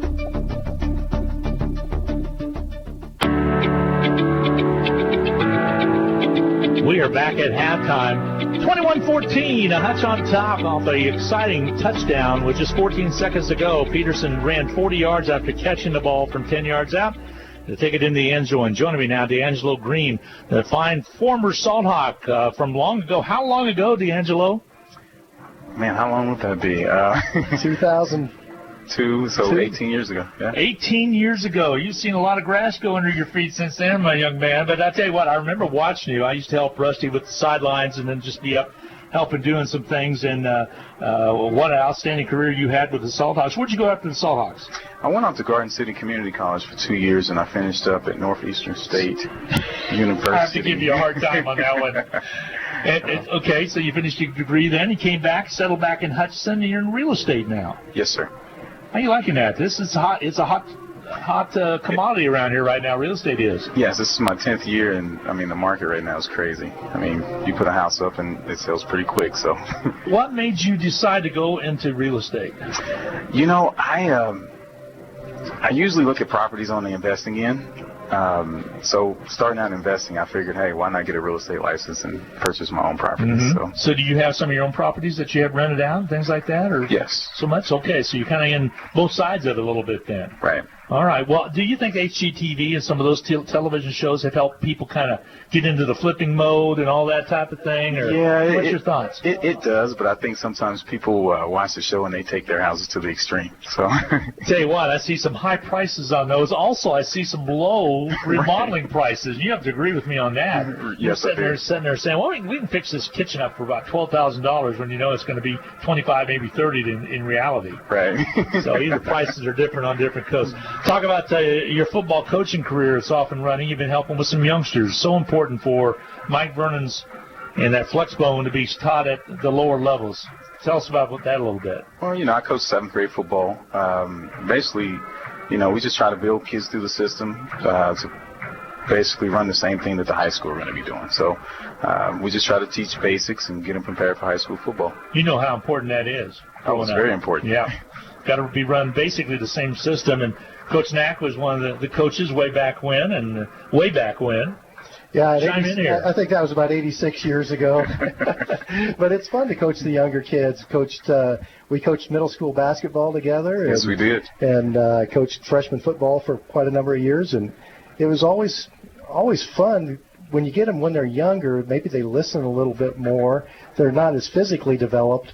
Right. But it's very gratifying then when you get to watch these guys that you helped get ready for varsity football have some success. Yes, it is. I mean, it's a pleasure watching them go out and play, too. You know, watch them grow up from 7th grade. I was going to say, in some years here now, you've seen quite a few kids come all the way through the program. Yes, sure have. And that has to be a big part of pride for you yourself as an individual. Yes, I love watching them out here playing. So I have a son that's in the 7th grade, so you know, maybe in the next 3-4 years I can watch him play. How was the year this year? And were you guys undefeated or pretty close? No, we lost to McPherson last night, 0-6. Oh, my. Yeah.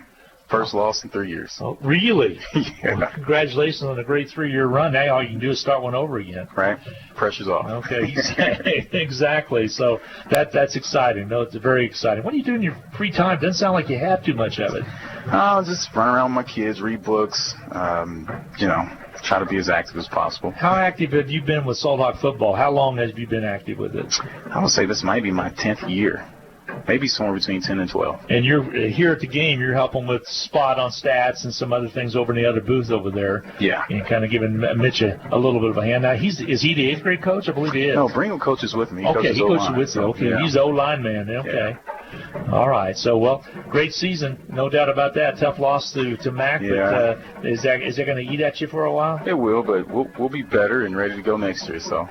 Awesome. Was that the last scheduled game, or is that the last game because of the pandemic? That was the last scheduled game, but our game last week, we were supposed to play Salina South, and it got canceled. So. Okay, so you were short a game this season. Right. Yeah. All righty. Do you help out on any other sports or just football? No, I used to coach basketball with Coach Knack and, with Phil Anderson, and I never How got was back that? to it. I got to know how that was. It's fun coaching with Coach Anderson. One of the and best Coach Knack, X and O's guys in the state of Kansas. Yeah, he was great in basketball. I love playing for him too. So, do you like playing for a mentally tough coach more than you always talk about coaches, player coach, coaches coach? You know what I mean? Some coaches are really good with the players. Others are pretty strict, and you don't cross them at all. Which are you, D'Angelo? I like the strict ones. I guess they kind of kept me in line a little bit. So, Coach Anderson, Coach Drowling, they were good. I love those type of kids, or not kids, but coaches. Yeah. How has it been getting through the pandemic and working with the kids as well? It puts a little added responsibility, I would think, to make sure that the masks are on when they're supposed to be and all that, things that we've had to go through this season. Yeah, it was difficult. It was just something that was different for all of us. Kids, coaches, even parents. So back to real estate. If somebody wants to list a house with you, want to throw out a phone number, then get a hold of you. Hey, 620-921-0923. Awesome, 0923. No doubt about that. Well, it certainly is it's a seller's market right now, but also a buyer's market. If you're into it, you can get some pretty low interest rates. Right, interest rates are low, so it makes it pretty easy. Who are you affiliated with? Realty Executives. Okay, Realty Executives, D'Angelo Green. Give him a call. Appreciate you stopping by. Still have the big billboard out there on. You know what? I took it down. I grew a beard, and people were like, "Man, that doesn't look like you anymore." So I'd always say hi to you when I'd go out there on Yoder Road, and I'd see you on the big billboard. Yeah. Hey, Coach Green. Awesome. Well, we're so glad that I love it when people return to Hutchinson. You could have probably went anywhere, and it's a good opportunity to come back and raise family, and like you said, a couple kids, and it's always fun to have you. You're a very good young man. I've heard great things about you. First time I've officially met you, and I look forward to seeing you around more, okay? Very impressive feature article in the Hutchinson Collegian that came out today. Yeah, go to Facebook, and it's Hutch CC Collegian magazine. There's some around campus, but I know you can look for it, and good job for showing that. Good job. Appreciate it. Thank you. D'Angelo Green, fine running back for Hutchinson, former running back for Hutchinson, and really did a nice job when he played here. Always good to see those folks come back. We're going to take a 1-minute timeout, second half just around the way, and Hutchinson, Coach Knack and I'll be back with more right after this 2-minute timeout. I'm going to make it 2. We'll be right back. Hutchinson High School sports is on the air thanks to these outstanding Salt Hawk boosters. Portfolio Recovery Associates of Hutchinson, Dr. Randy Smith of Appalachian Animal Hospital, the Wynn Insurance Group of Hutchinson, Summit Surgical, the Hutchinson Clinic, the Medicine Shop, and Jackson Meat. Hutchinson High School and Eagle Radio Sports thank these Salt Hawk boosters for their continued support of Hutchinson High School athletics. Need to send someone money? Pay a babysitter? Split the bill? Use FirstPay. It is the person-to-person payment option located right inside your online banking app. There is no need to download an additional application. It is simple, safe, and secure. We're first for you. Visit fnbhutch.bank to learn more, or click on your First National Bank app to get started. You can also stop into a location nearest you, and we're happy to help. First National Bank of Hutchinson, member FDIC, equal housing lender.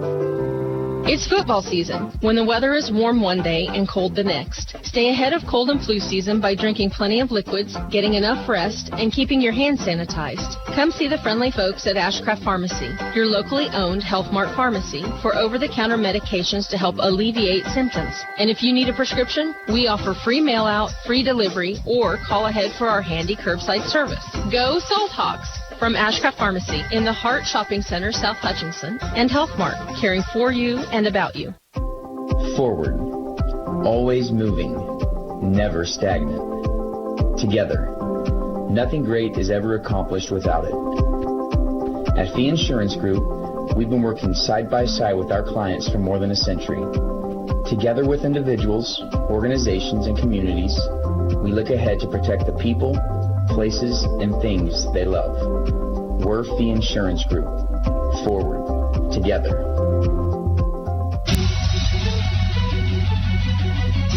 Hi, everybody, and welcome back to Gowan Stadium. It's 21-14. Hutchinson with the lead at halftime, a couple minutes away from the start of the second half of play. So glad to have you along this evening. And what an electrifying end to the game in the first half of play with 14 seconds on the clock. The ball was at the 50-yard line. Peterson with kind of a hitch pattern came back and caught the ball at the 40, turned upfield, and took it right down the sidelines. Dan Nacarado for 6, and with 14 seconds remaining to go by the time all was said and done, Hutch is now with a 21-14 lead at halftime. Trey Peterson rolled the dice a little bit on that because as the seconds were ticking away, you're thinking, get out of bounds and stop the clock. But instead, he took a couple steps back towards the middle of the field, and then, as you said, sprinted straight ahead for the end zone. And someone almost got him at about the 15, but he was fast enough to pull away. Well, Peterson's speed also took him out of the end of the end zone earlier that wiped out a touchdown on a catch that was on a big, long pass by Thompson. Thompson with a lot of yards in the first half passing did a nice job there as we're getting set to get set for the opening second half kickoff, that is, which will be campus coming up with the football as they defer to the second half. Some scores from across Kansas. Pittsburgh 22, Ashton 9. That is a final. Little River, a final over Harrington 54-6. Little River really having a good football season this year. Kingman 69-0 over Blue Stem. And also Ellis leading Southwestern Heights 27-6. These are some outer area games. Did you see where there was a six-man football game between Cunningham and Pawnee Heights? Now, this is from close to my area. I went to Pawnee Rock to school, which is quite a ways away from Pawnee Heights. Pawnee Heights over by Roselle. We passed through the Burdette, where the Clyde Tombaugh one of our museum all-time favorite landmarks. Exactly. But listen to this. Six-man football, okay. Kid gets hurt for Pawnee Heights, five-man football. Oh, wow. Then a kid gets hurt for Pawnee Heights, four-man football. And then finally, quarterback can't run. They cannot run. You're correct. Did they let him run if it gets down to 5? I don't believe so. And then finally, there was only 3 players from Pawnee Heights left. One was a girl that started the season as a manager, calls the game at 52-7. Wow. Was your final, and I think that was probably the kind of the run rule. It's not 10 yards for a first down. 15 for a first down. 80-yard field. It's fun. That would be fun to play. Six-man football is lots of fun. My goal some year is to broadcast a six-man football game. And everyone's eligible to catch passes. Yes, exactly. Wow, You're going to be with me. That would be fun. Here we go to start this second half of play. Here is 21-14. Hutchinson with the lead. Sophie Hill's brought some luck tonight as she is Mr. Hackney, Devin Hackney's grandmother. She is here in attendance, and so glad to have her along this evening. Ball's going to be taken to the 14-yard line, straight up the field. A stoppage of play. Do we have an offsides penalty? Looks like we might have, and they're going to bring it back and have to kick it over, I believe. Flag on the field on the far side.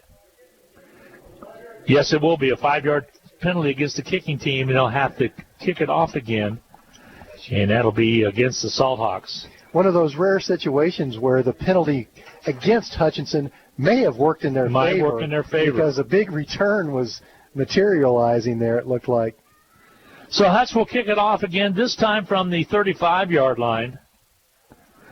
Again, as I mentioned earlier, Sophie Hill is from Pflugerville, Texas, which is just north of Austin, just on the outskirts of Austin in the great state of Texas. Here comes the kick.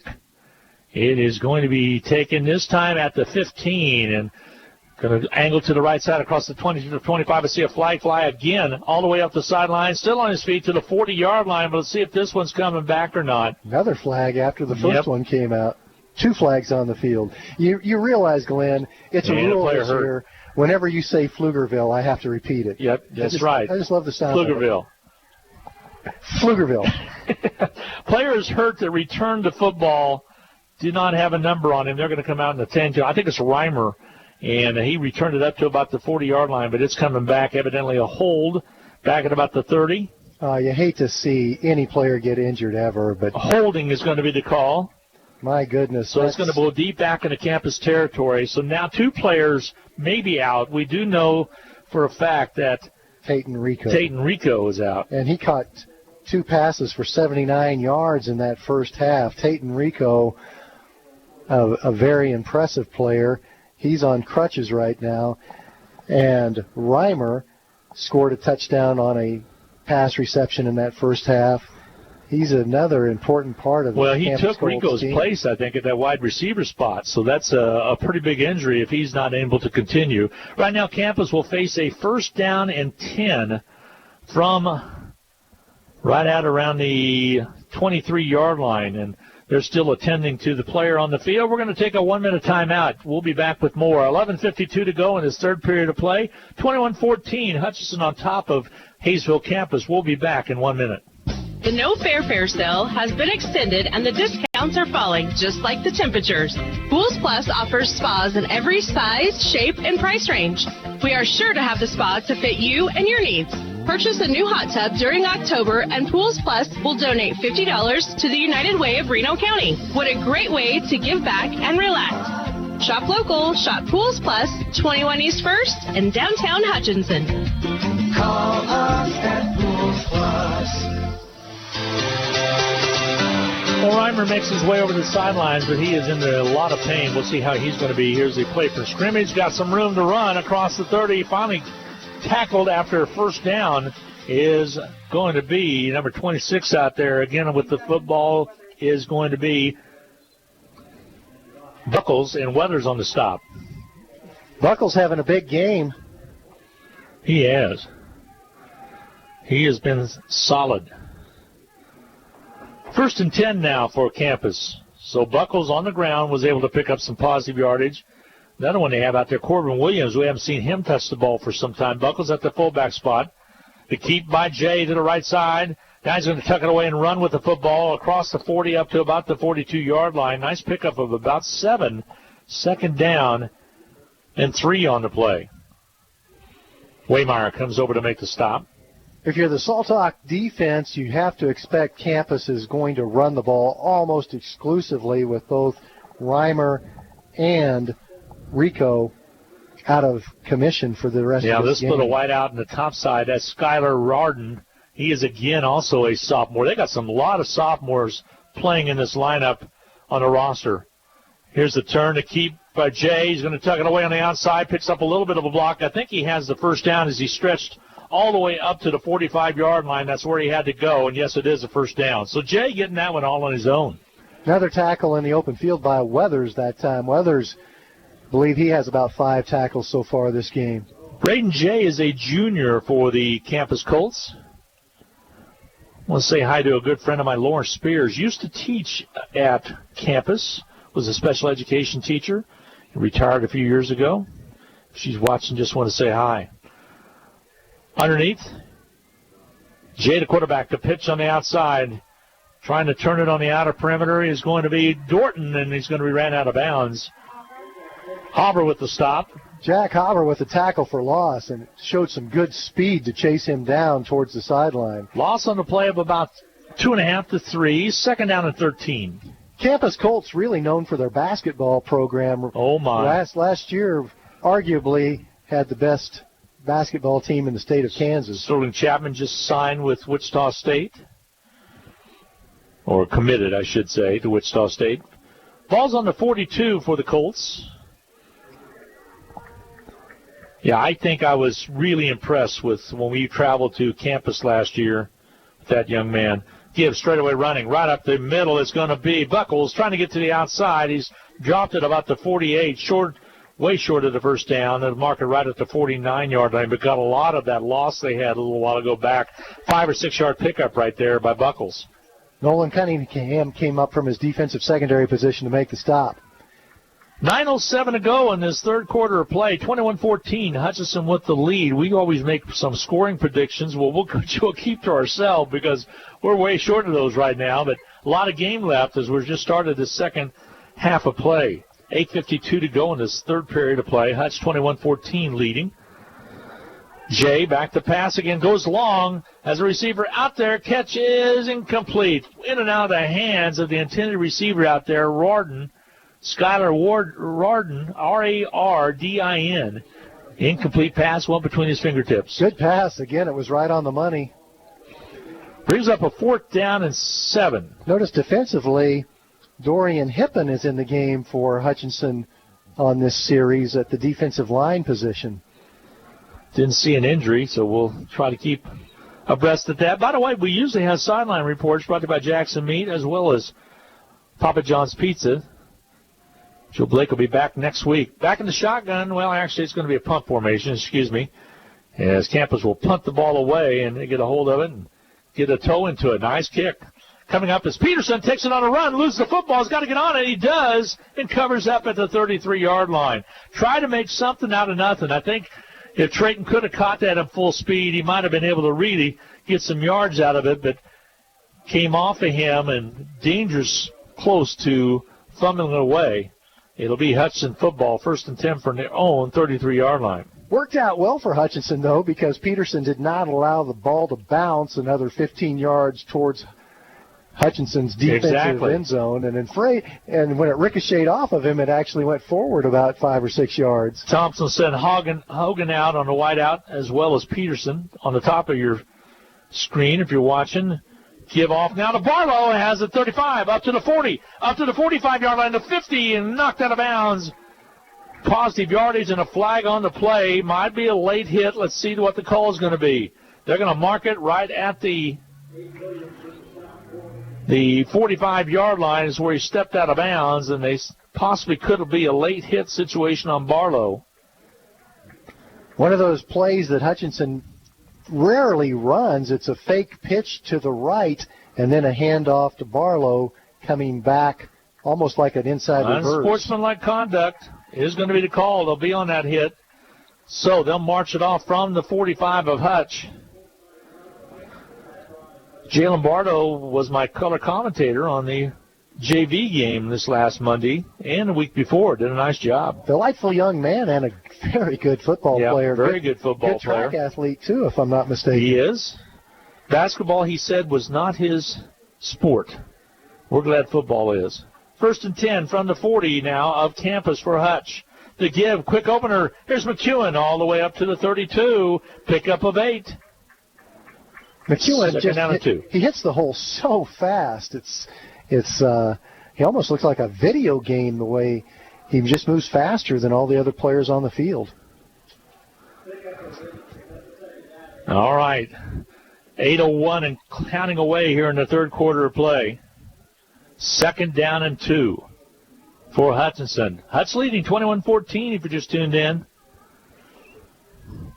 Miles Thompson, the quarterback, that he wants to throw the football. Looks across, has a receiver open, catching his Cocard to 20, leans forward to the 19-yard line. It'll be a 1st down for Hutchinson with 7:40 to go in this third quarter of play. Well-designed play. That's been a staple of Hutchinson Salthawk football. They don't pass the ball very often, but when they do, the saying is touchdown, 1st down. Always look for the receiver going deep for the touchdown first. If he's covered, then throw it to the player to pick up the 1st down. 1st and 10 for the Salthawks. Football at the 19-yard line of Campus. Thompson down there, Doobie to center. Keeps it on his own. Across the 15, to the 20. Angles back to the right side. 15 all the way down to the 3. I say 5 down to the 3-yard line, excuse me. Nice run by Miles Thompson. So it'll be a 1st and goal situation. Miles has an uncanny way of stopping and just going a complete different direction, and they overshoot him a lot. And of course, that 6'4" plus frame is able to take it down to the 3rd-yard line. 1st and goal from the 3. Each Salthawk player who carries the ball has their own very distinctive style. You could tell who's carrying the ball if they weren't even wearing any numbers on their uniforms just by the way they run. Thompson, the quarterback, to give the Barlow. Touchdown, Hutchinson. Barlow in from 3 yards out. Comes at the 6:38 mark of the third quarter of play. And Barlow took it in from 3 yards out. Kind of a counter.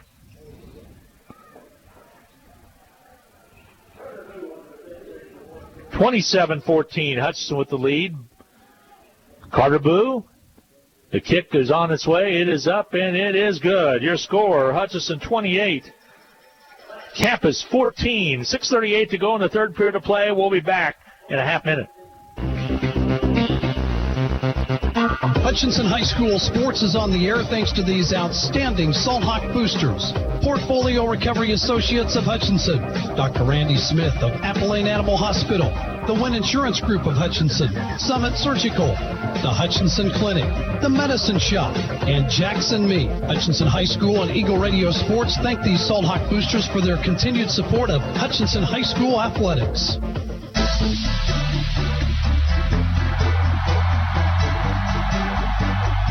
Welcome back, everybody. It's 6:38 to go in the third period of play. It was a Salt Hawk touchdown from 3 yards out.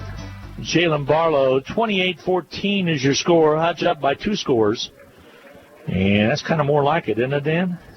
Well, we're back on track to hopefully score in the 40s if you're a Salt Hawk fan. That's what Sarah and you and I, all three, predicted that we would be well above 40 points tonight. 6:38 to go here in the third period of play. And we will kick the ball off again, waiting for some other scores from Kansas to come in. It was Newton in a good one with Salina South. Waiting on that Derby score to enter in again. It'll be Mays, the opponent for Hutchinson next week here at home. Mays undefeated on the season. Taking on Derby tonight. McPherson 52, Mulvane nothing. That's the third quarter score.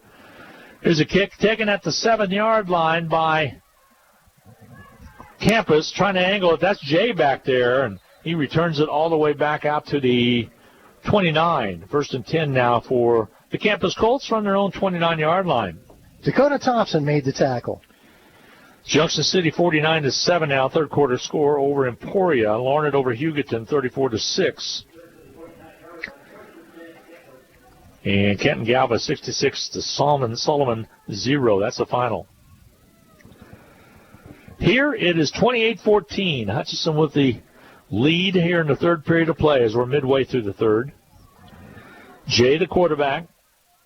Braden Jay hands it off quickly right up the middle. Loose football picked up by the Salt Hawks is getting in there as Newquist to come up with it. It'll be Hutchinson Salt Hawk football.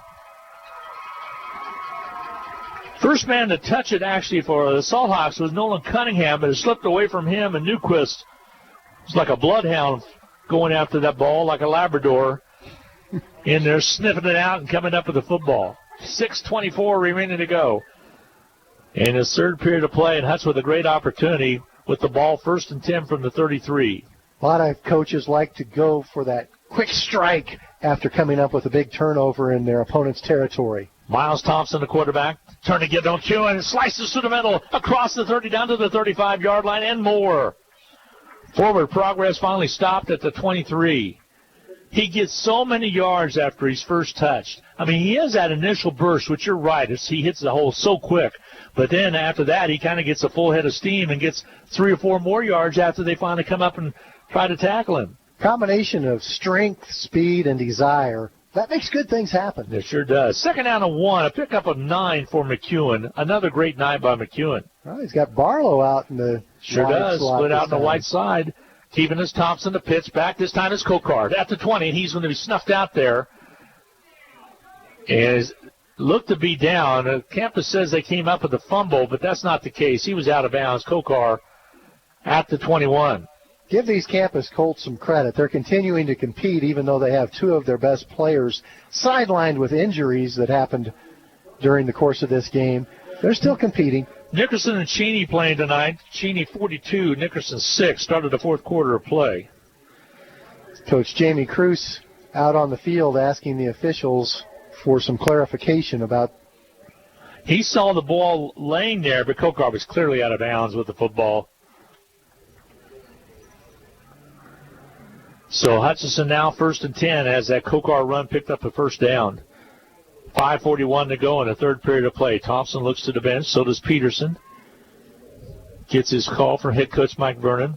McEwen checks his wrist. He's at the fullback slot. Up top in the slot is Kokar, wide receiver to the right side. There's going to be Kokar off his fingertips, incomplete pass. Really wasn't much there that time as 2 Campus Colts were ready to make the tackle if Kokar did catch that short pass. Yeah, Zach Hogan was the other receiver in that formation on the top side. So now it brings up a 2nd down and 10. 2nd and 10 for the Hutch Salthawks. Miles Thompson has about 12 or 13 pass attempts this game. Give to McEwen, angles back against the grain again, all the way down to about the 14-yard line, short of the first down to bring up 3rd down and short for Hutchinson, 3rd and 3. Here comes Blackwell in for Barlow. It's interesting. They're talking to Jalen up here the other day. His older brother helped film for Eagle Radio back about 10 years ago. He used to fall asleep before we'd even get 10 miles out of town. Rusty and I used to just laugh about it. We wouldn't get past Airport Road, past 4th Street, and he'd be asleep. I can't imagine being in the car with you and Rusty I'm telling and you. sleeping Now, through that Rusty opportunity. did have the Golf Channel on, so I got to say that. That's an opportunity for wisdom. Back to pass. Catch is made over the far side. Kokar, touchdown, Kokar, from 13 yards out. Is Trayton Peterson on the catch? Okay, Peterson on the catch for 6. I apologize. 2nd TD catch for Trey Peterson tonight. 4:48 to go in the 3rd period of play. And that was a 13-yard TD pass to Peterson. Point after kick is up, and it is good. And your score, with 4:48 to go in the 3rd period of play, Hutchinson 35, Campus 14. We'll be back for the Hutch kickoff in 30 seconds. Hutchinson Community College and Blue Dragon Athletics are proud to support the Hutchinson Salthawks. Whether you're working towards your degree or are a busy working individual with limited time to attend class, Hutch CC has what you're looking for. And for those still in high school, Hutchinson Community College's Step Ahead program provides a head start on a quality education, and it may not cost the student anything. Visit hutchcc.edu or call 888-GO-HUTCH for more details. And good luck this season to the Salthawks. Well, I apologize to Trayton Peterson. Totally blew that call. He caught it on the far side. Coker's number 7. Our Coker's number 7, and Peterson 1. I only saw from the side there. And it was on the far side of the field. Yeah, I know. Maybe I need to get in and get my eyes checked again. What do you think? Anyway, a solid drive for Hutchinson. And puts it another 7 on the board, 35-14, Salthawks. Hey, and that's the first time a receiver is over 100 yards for Hutchinson in a game in a long time. We'll have to see if we can find out when the last time that happened. Go digging into your book a little bit there. Give me some homework tomorrow. Eisenhower leads Dodge City. That's kind of a surprise, 23-14. Dodge has been playing some pretty good football. TMP 12, Cimarron 9. That's a third quarter score from out west. Here's the kick, and here's the kickoff. It's taken up front at the 24-yard line, but the up back for the Campus Colts, it's number 10 back there. Nathan Bowen returns it straight up the middle. Pretty good yardage. As they'll mark the football. See exactly where they're going to start it at. Looks to be the 39-yard line. 1st and 10 for Campus from the 39 of Campus 39. From tennis, both Hutchinson doubles teams were knocked out of the tournament up in Olathe. Gracie Foster won her first match, and then fell into the consolation bracket. Not sure what else she's done today. She's in singles play. Ball straight away on a 1st and 10 run down to up to the 43-yard line. It's a 2nd down and 7. Good season, though, for Salthawk tennis. Yes, they've had a good season. Won the regional. Not sure what Railsback did. I'll have to look at the bracket. And tune in to Hutch Post tomorrow morning. We'll have all the finals for you. 2nd down and 7. The pitch on the outside, trying to turn it again is Buckles. And not much of a gain right there. Actually, a different ball player for Campus is carrying it forward was Dorton, number 20. Haver, Waymeyer, and Martinez combined to make the stop after a very short game. 2nd and 7. Campus maybe the wind's a little out of their sails right now, Dan, as they've lost a couple key players. Rico especially at that wide receiver spot, and then Reimer went down. Yeah, it's a tough thing for a team to continue to compete at full speed after a couple of key players go down in a game. Rardon, one of the wide receiver spots up top side. Back to pass, still going for it is Jay. Throws it, catches, no, incomplete. Intended receiver was Sicard, and it just came off of him, and he gets up a little slow. Had it in his hands, but Kinzer Newquist once again covered some ground while the ball was in flight, got there just at the right moment to break up the pass. Hard hit, and you're right, Sicard is still limping. 4th down and 6 now. 3:24 to go here in the third period of play. Campus trailing 35-14. Campus showed early on that they could drive right down the football field. The timeout's going to be taken by the Colts. We'll get a break in as well. 3:24 to go in this third period of play. Hutch 35, Campus 14. We'll be back in a half minute. The medicine shop. When you drop your prescriptions off, the personal care you'll find there will make you feel all better. The meds you need, delivered with speed, the lowest price that's guaranteed. Get your prescriptions with no hassle at 14th and Main at the Little White Castle. You'll feel all better at the medicine shop. Well, Campus just the one to talk things over, Dan, and they want to make sure on this 4th down situation whether to punt the football or go for it this time in the ball game. And as well as Hutch has been moving the football, Campus really needs to keep the ball in their hands as long as they possibly can. But right now, if you do not make this, you're giving short field advantage to Hutchinson. So we will see what they're going to call. 4th down and 6. They're going to go for it. Jay, the quarterback, backpedals, wants to throw it. Incomplete pass, in and out of the hands of Dorton. Kind of threw it a little bit behind him, and it ends up being an incomplete pass. The Hutch will take over inside of Campus territory at the 43. Campus went to the screen pass, which is always a difficult play to defend for high school football defenses, but the pass was just a little off the mark. Salthawks with a short field, 43-yard line, leading at 35-14. So they break huddle. McEwen still in there at fullback spot.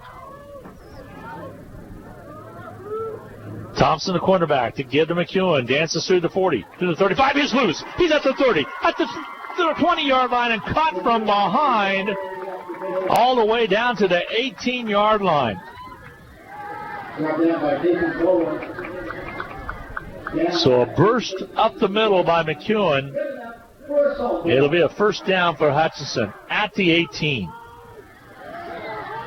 Love to know how many yards Alec McEwen picks up after that first contact, because it has to be a whole bunch. Well, you could go back to that, 225 carries maybe that he's got, and check it out. But you're right, it does have to be a whole bunch. McEwen, the ball carrier again, carries forward for some positive yardage. Haven and Trinity locked up in a good one. Haven 14, Trinity Catholic 10 in the third quarter of play. That one's going to go down to the wire. And if you want to watch that one, it also is on HutchPost.com.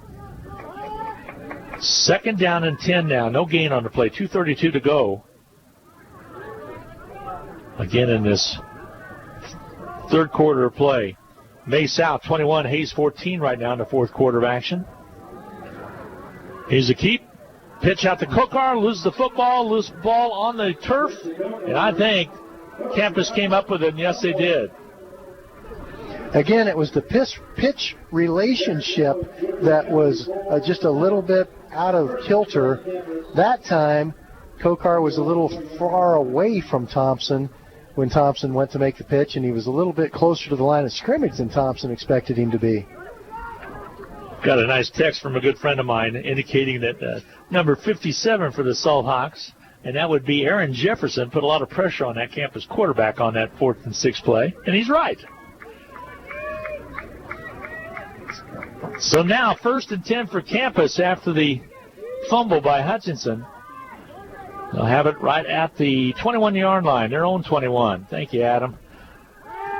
Back to passes. Again, Jay on the outside. He scampers around that left side. Positive yardage, has the first down. Stretched it to get the first down, but there might be short. As they say, he stepped out right at the 30, and it will be. He tried to go to the 31 is where you need to go to. Second down and 1. Hutchinson in hot pursuit. Aaron Jefferson, a player that could help the Salthawks on either side of the football. He really could. He certainly can. He's a junior. 5'8", 195. Second down and 1. Young Salthawks. Love to see him getting lots of action. Jay, the quarterback for Campus, went the whole way. He'll turn, pitch it on the outside. There's Buckles. He has the first down and more. Down the left sideline, picks up positive yardage with 2:02 to go in the third period of play. Hutch can't let up right now because there's a whole quarter and 2 minutes remaining. Hutchinson has two different kinds of defenses that they run. Sometimes they go with a 3-man defensive front, call that Okie, and sometimes they go with the standard traditional defense with 4 defensive linemen. Tonight they're usually going with 4 defensive linemen because they expect Campus to try to run the ball primarily. Campus, quarterback Jay, gives off, no gain on the play, maybe a yard pickup. Whole host of Salthawk players in on the tackle. Carter Young and David Waymeyer primarily. And Ben Patterson comes in to help clean up as well. Another Campus Colt is on the turf with an injury. Sure is. That's a lineman.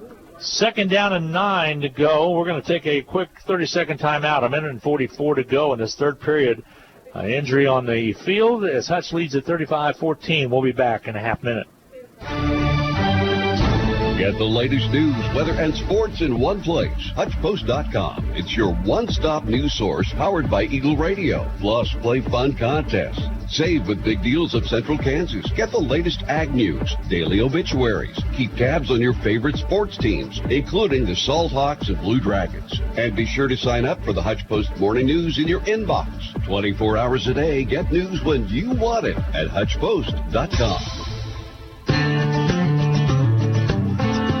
Still an injury timeout, second down and 9 for Campus. Campus trails. Hutchinson's on top 35-14. Campus with the football, though, and another player for Campus looks to be a fairly serious injury. They're looking at that lower extremity on the right side. Slayton Brown, who is a two-way starter for the Colts. He's a senior. Salthawk defensively, and we talked already a little bit about Aaron Jefferson, but also Braden Rodriguez. He's a sophomore. He's getting some playing time out there, 6', 172, over that right side of the defensive line, doing a good job tonight. As are the whole, this Salthawk defense really has grown in to themselves this year, and I think they grew up a lot at Garden City. That's the second game of the season. When you can win a few very close games and the defense is coming up with big game-changing stops in the fourth quarter, and plus, it's a defense that does have some maturity. They've got some terrific senior leadership on this Salthawk defense. Yeah, you got Hauber out there. Coach Scott Yanis is very pleased with that defensive unit. Best wishes to Coach Yanis' father, Dean. Always listens up in North Dakota. Happy birthday earlier this week. Second down and 9 for Jay, the quarterback of Campus. Sends a man in motion. Turney keeps it himself around the left side, has some room. Has the first down all the way into Salthawk territory. He'll mark him right at the 50-yard line. Nice downfield blocking, Dylan Sheeler. Hutch needs to watch for that because Jay's the primarily running back other than Buckles back there to do something. And 1:22, clock moving along.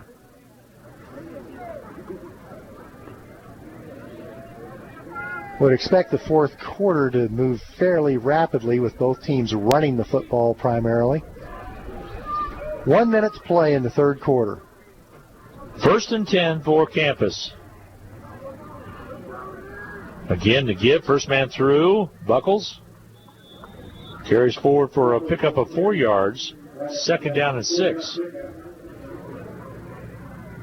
Patterson comes in to help out with Waymeyer.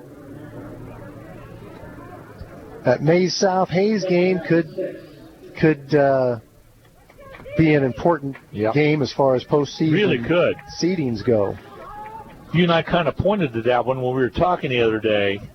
Hayes undefeated on the season, having a great turnaround season from like Hutchinson is from last year. Keeper by Jay, pitches on the outside, catch is made, trying to turn it upfield, and nothing there, denied at the 41-yard line. Newquist comes to put a last-second hit on Dorton to make sure he was down. That'll probably be the last play of the It'll be first short quarter. of the first down by about a yard. You're correct. That is 5 seconds to go. They won't get another one off. We're going to go to the fourth quarter. Your score, Hutchinson 35, Campus 14. We'll be back in 1 minute. It's time to finish your taxes. Whether we filed your extension or not, bring your tax information to H&R Block and let our tax professionals ensure you get every deduction and credit you deserve. And our offices in Hutchinson, Lyons, and Ellsworth are open to assist you. Don't wait to file your tax return and risk penalties for missing the deadline. Make an appointment now and put our expertise to work for you.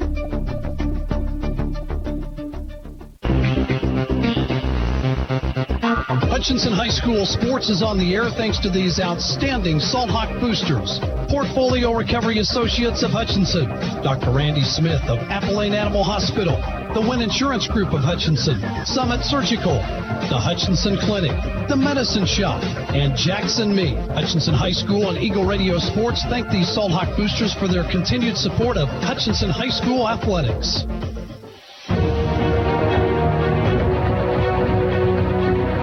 Welcome back to Gowan Stadium. 35-14. Hutch is on top. Glenn Grumwald, Dan Nacarado. Joined in the booth by Sarah Peterson on the video stream.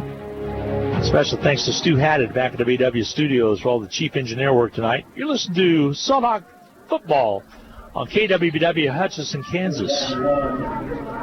Third down and 9 remaining to go. Or 3rd and 1, for Campus. They'll snap it across and get it 1st and 10 picked up. 3 extra yards. Keeper by Jay will mark it right at the 39-yard line where his knee hits. So we're in the fourth quarter, Dan, and still 3 touchdown lead for Hutchinson. 35-14. That Derby-Mays game also implications for postseason as Mays is undefeated. And Mays will be the opponent for Hutchinson next week right here at Gowan Stadium. Back to passes, Jay wants to throw the football. He does. Ball broken up and just about picked off. Newquist got a hand on it, knocked it up in the air, and was hoping that Stephen Hunter would be able to come over and get a hold of it. Ends up being Hunter, and it will be an incomplete pass, 2nd down and 10. I like the fact not only that Hutchinson has got this game pretty well under control here early in the fourth quarter, they're developing some depth, especially on that defensive line. We've been talking about some sophomores getting some action tonight. 2nd down and 10 for the Campus Colts. Give to Buckles, straight up the middle running. Pick up a 4 on the play, down to the 35-yard line. Ben Patterson made the stop from his linebacker position. 3rd down, and we'll call it 6. Campus back in the huddle formation. Ben Patterson's older brother, Josh, one of my favorite all-time Salt Hawks. Campus had 2 games wiped out by the COVID-19 that hit Campus High School. 3rd down and 6. Back to passes, Jay goes long, has a receiver, but outstretched hands can't get to it. Incomplete pass. You hear about play-action passes. That time the quarterback faked the handoff to one running back, faked it to another running back, and then took another step backwards and threw the ball deep. But there is a flag down in the backfield. See what that indication is going to be. Hutchinson is committed a roughing the passer penalty. Sure did. So it'll be an automatic 1st down carried with it, and the ball taken all the way down to the 20-yard line. So Campus with good field position on the Hutch 20. Clock showing 10:49 to go in this 4th period of play.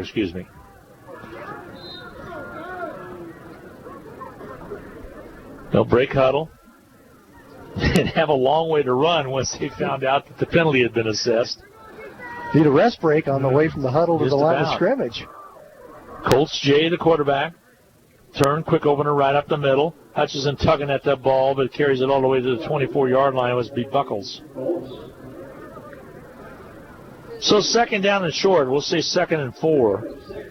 Second down 4. Ball 14-yard line. Ball's right at the 14-yard line. Head coach for Hayesville, again a Hayesville campus. Coach Cruz, a very good friend of Mike Vernon's. Knew each other when he coached at Pratt and Mike coached at Nickerson. Man of motion. Jay, the quarterback, he's going to keep it straight up the middle. Has some room. All the way down to the Hutchinson 1-yard line. Into the end zone he goes. Touchdown. A 14-yard run. Much of it on his own by Jay, the quarterback. Late flag on the play. Is coming at the 10-minute mark of the fourth quarter play. That was an impressive 78-yard touchdown drive by the campus Colts. Truly was. With a couple of their key players sidelined with injuries.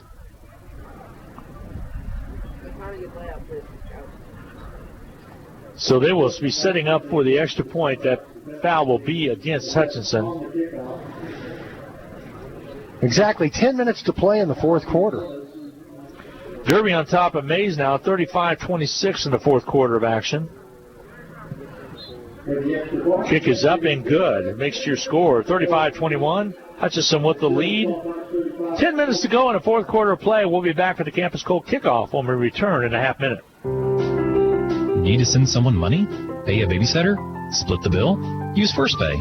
It is the person-to-person payment option located right inside your online banking app. There is no need to download an additional application. It is simple, safe, and secure. We're first for you. Visit fnbhutch.bank to learn more, or click on your First National Bank app to get started. You can also stop into a location nearest you, and we're happy to help. First National Bank of Hutchinson, member FDIC, equal housing lender.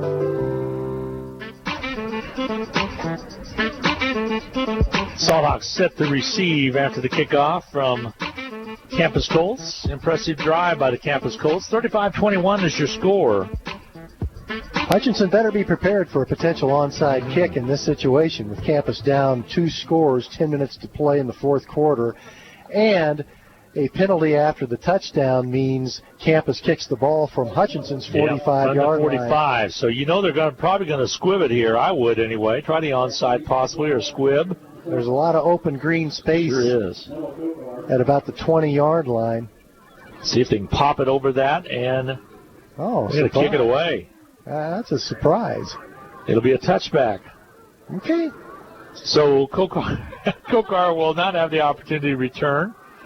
Hutch will have it 1st and 10 from their own 20. Good job by the defense, even though they gave up the score. Like you said, some different players getting a lot of playing time down there that's going to pay off in the future. Especially given the fact that there won't be a JV game on Monday. Normally I would say, hey, the JV guys get their own game on Monday. That's their opportunity to get better. But without playing freshman and JV games, maybe the rest of the way, you like to see them get some action. Thompson, the quarterback. Doobie, the center, gives it off again to McEwen. He bangs forward, pick up a 5. Positive yardage for McEwen. He's starting to get some good positive yards out there. What do you have coming into the fourth? I've got McEwen with 120. I think McEwen's up to around 140 yards, 145 yards right now. Maybe close to 150. 9:36 to go. Clock moving away for Hutchinson. Southeast of Saline, fourth quarter leading Smoky Valley 53-8. Smith Center 34, El Saline nothing. Catch all the scores, by the way, with Nick Gosnell's BW scoreboard at 10 o'clock. Here to give up the middle. Here goes Barlow. Barlow all the way down to the 45-yard line. A nice run by Barlow inside of campus territory to the 45. I just love what Jalen Barlow is doing for the Hutchinson Salthawks this season. He's an outstanding running back with the football in his own right, but to help the team pick up as many wins as possible, he's accepted the fact that most of the plays he's going to be a lead blocker this season. But when he gets his chance to carry the football, he's pretty exciting. Wants to go into broadcasting. That's why we had him help with the JV game. Hutchinson Community College has a fantastic program for that. That he does. Take some business classes along the line, too, Jalen. Here's Thompson to give to McEwen. Quick opener across the 40 and more, all the way down to the 35-yard line of campus. We truly appreciate all the support from Hutchinson Community College for Salthawk Sports and Broadcasts, one of our many terrific sponsors, and also like to see the encouragement Coach Drew Dallas and the Blue Dragon staff give to these Salthawk football players. 2nd down and 1 for Hutchinson. Ball's at the 36-yard line for campus. Barlow is set up in that left slot. Peterson split out wide on the right side. No reason for Hutchinson to be in a hurry. They don't want to snap the ball with more than 5 seconds to play on the play clock. Hogan split out wide on the left. Now Kokar comes up and sets in that last slot. The play clock got down to 1 second. Sure did. So Coach Vernon took a timeout. Timeout on the field. Your score was 7:46 to go in this fourth quarter of play. Hutch 35, campus 21. We'll be back in a half minute. It's football season, when the weather is warm one day and cold the next. Stay ahead of cold and flu season by drinking plenty of liquids, getting enough rest, and keeping your hands sanitized. Come see the friendly folks at Ashcraft Pharmacy, your locally owned Health Mart pharmacy, for over-the-counter medications to help alleviate symptoms. And if you need a prescription, we offer free mail-out, free delivery, or call ahead for our handy curbside service. Go Salthawks! From Ashcraft Pharmacy in the Hart Shopping Center, South Hutchinson, and Health Mart, caring for you and about you. Dr. Fan's H-Hawk flag is whistling in the wind because it's 12 miles per hour straight out of the south right now, kicked up from game time. Temperatures dipped to about 57 degrees, one of our colder evenings that we've had for Salthawk football. High tomorrow, 75, so enjoy your Saturday afternoon. I'm going to try to get some painting done, wrapped up. That's what I'm going to try to do. Want to come over and help me? That would be a no. Here comes the keeper by Thompson, tears it upfield, up to the 30-yard line, dances his way right at the 30, and they're going to mark him right at the 30-yard line, moves the chains. I just want you to stay off ladders. I'm off the ladders now. I'm on a short little ladder. I tell you, I used to jump out of airplanes. Do the kind of painting on canvas that you sign your name in the bottom right-hand corner. I've got to do some of the cutting now. I've got the hard stuff done. I got to get out there and do some trim. Hutch moved the chains with that carry. 7:16 to go. We had Jeff Wells from Advanced Pest Control blow insulation into our attic a couple weeks ago, and the temperature is not varying hardly at all at our house. Thompson, the quarterback.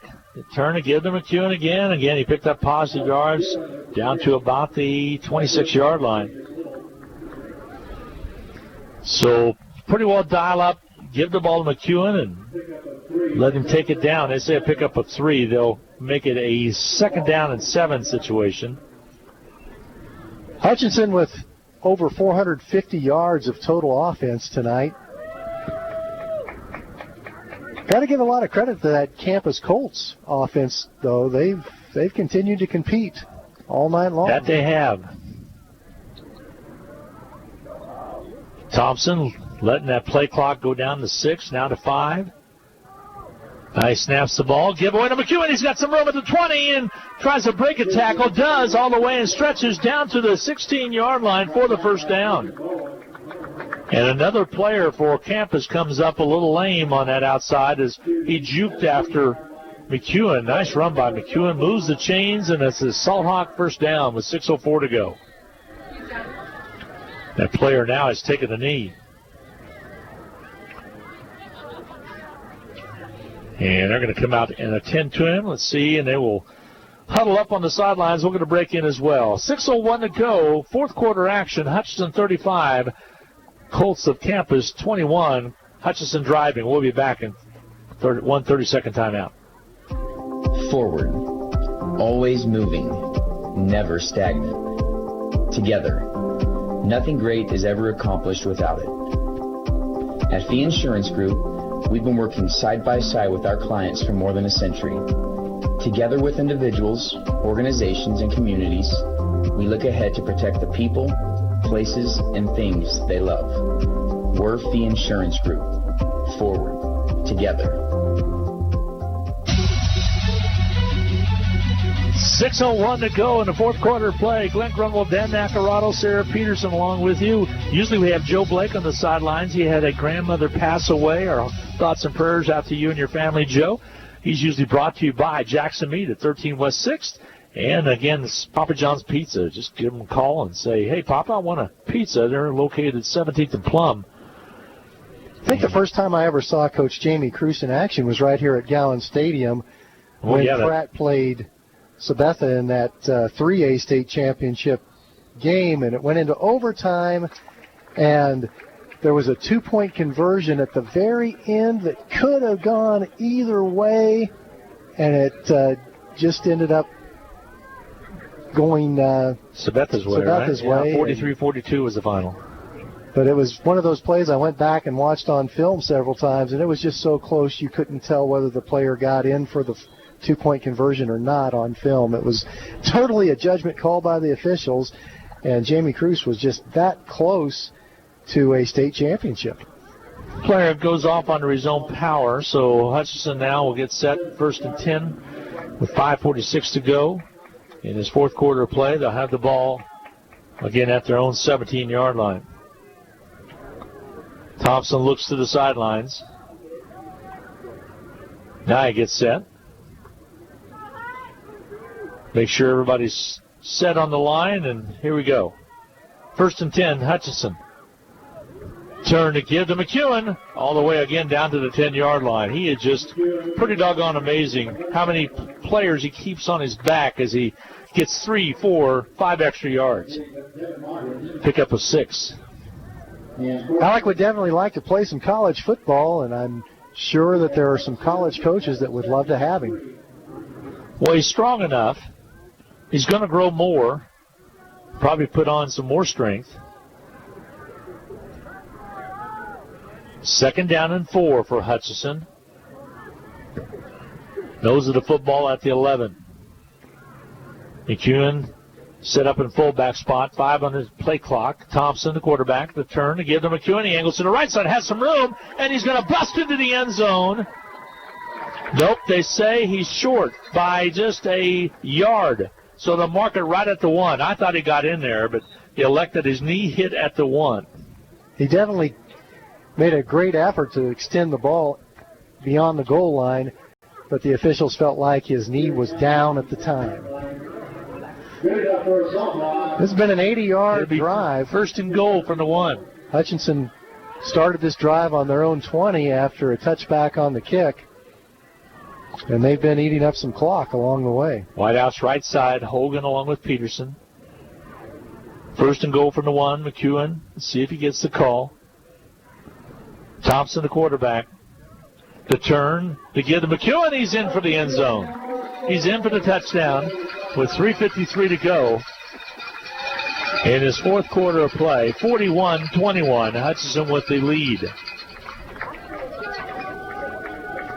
And Carter Boo will come up with a point after. A couple other new faces. Rodriguez sprinting out to get into special teams formation. McEwen is certainly familiar with the end zone. That's his 13th touchdown of the season. Newquist out there to hold. Now, illegal procedure is going to be the call. They're going to mark it off 5 yards against Hutchinson. That'll make it a little bit more of a challenge, but love the way Carter Boo punches that ball through. He just does it so effortlessly with no wasted movement. Had so much success this year. I remember there was one game, it might have been the South game, he lost 2 in a row. They didn't get through, and then he got that streak going again. This one will be a little bit more tedious from 5 yards farther back. Well within his range. High snap, gets it down, kick is up and on its way, and it is good. And your score, with 3:53 remaining to go in this fourth quarter of play, Hutchinson 42, Campus Colts 21. We'll be back with the Campus Colt kickoff coming your way right after this timeout. The no fair sale has been extended and the discounts are falling just like the temperatures. Pools Plus offers spas in every size, shape, and price range. We are sure to have the spa to fit you and your needs. Purchase a new hot tub during October and Pools Plus will donate $50 to the United Way of Reno County. What a great way to give back and relax. Shop local, shop Pools Plus, 21 East 1st in downtown Hutchinson. Call us at Pools Plus. Oh, some people could just pick scores. That's all I can say, right? Did someone in this press box mention 42 to 21? I think they did. Hey, score update. Carroll 49, Miege 28. Say that score one more time. Carroll 49, Miege 28. Yeah, Bishop Carroll is... Mays South 21, Hayes High 20, a final. So Hayes High was undefeated on the season, go down defeat by 1. Well, and the good news for Hutchinson, if Mays South and Hutchinson have the same record, Hutchinson defeated Mays South earlier this year. Right here it is 42-21, Hutchinson with the lead. Here comes the kick taken short at the 25, straight up the field, go the Campus Colts up to about the 35-yard line. Stoppage play, they'll mark it at the 36 flag on the play. As the ball was returned, looked like might have been Martinez, one of the running backs on special teams, and the flag flies. Let's see who it's going to be against. Acts like it might be against the Salthawks. Let's double check it. Yes, it will be a hold against the Salthawks. Personal foul is going to be the call. So they'll mark off a big one, and they'll bring it all the way up. And they're going to mark it at the 49 of Hutchinson. Wow. Did they mark that correctly?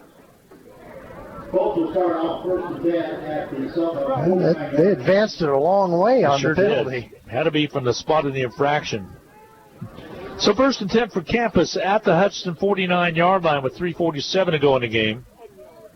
Turn straight up the middle, Buckles. Pick up a couple yards on the play. Positive yardage to the 47-yard line. Second down, and we'll call it 8. 8-2 brings up a second down at 8. So gain of 2 on the play. Clock moving at the 3:27 mark. Some key players have been hurt in this game for Campus. One of them was Rico that went out. We saw him on crutches, and I believe he still is on crutches on the sideline. Reimer went out, his replacement as well. And Leighton Brown. Mm-hmm. Turn, it gives, straight away running. Buckles carries it forward up to the 42-yard line, thereabouts. It'll be a third down and short situation for the Campus Colts. 3rd and 3. Hutchinson wholesale changes coming in for the Salthawks right now. Dakota Thompson returns into the lineup. Again, a special welcome from Devin Hackney to his grandmother, Sophie Hill, who's here from Pflugerville, Texas. Pflugerville. Pitch on the outside, trying to turn the corner and get the first down, and they will. That's going to be Campus. And positive yardage all the way. Dorton on the carry. Will move the chains. 1st and 10. They'll put it down right at the 35-yard line of Hutchinson. Dorton, a pretty good running back for a senior. Had some positive yards tonight. Hutchinson defense trying to strengthen up here a little bit with 2:27 to go in this fourth quarter of play. Campus 35 yards away from scoring. Garden Plain also a lead 55-17 over Belle Plaine. Back to passes Jay, arches it, throws a nice ball on the outside, incomplete pass. Stops the clock with 2:21 to go. Had a wide open player over there in Dorton. Goes incomplete.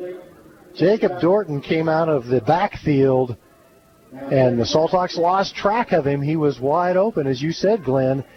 Pass just a little bit out of reach. Landon Dixon checks in now, wearing his number 32. He's a sophomore to Salt Hawks. He'll be back defensively. Hutchinson kind of making sure the home run doesn't get hit. 2nd down and 10 now for Campus. Keeper Jay pitches outside, loose pitch. It's loose, finally picked up by, again, the Campus Colts, and they're loose down to 10, down to the 5, down to the 4, and that loft finally stopped at the 1. No flags on the play. Usually you might get a hold from something like that happening. Garrett Denning got a lucky hop as the ball was on the turf. He was running full speed, and the ball just bounced right back up into his hands in full stride, and he found some openings. Most players would have went just to jump on the football, but it bounced up like you said, and he took it all the way to the 1 yard line. 1st and goal for Campus from the 1, 1:48 to go. So who picked that perfect score is in jeopardy right now. The turn to give up the middle, touchdown Campus. The Colts score with 1:37 to go. To make it 42-27. That was a nice run, like you said, on a ball that looked like it was going to trickle out of bounds or even be jumped on for a loss. With 1:36 to go in the ball game, Campus scores on a 1 yard run.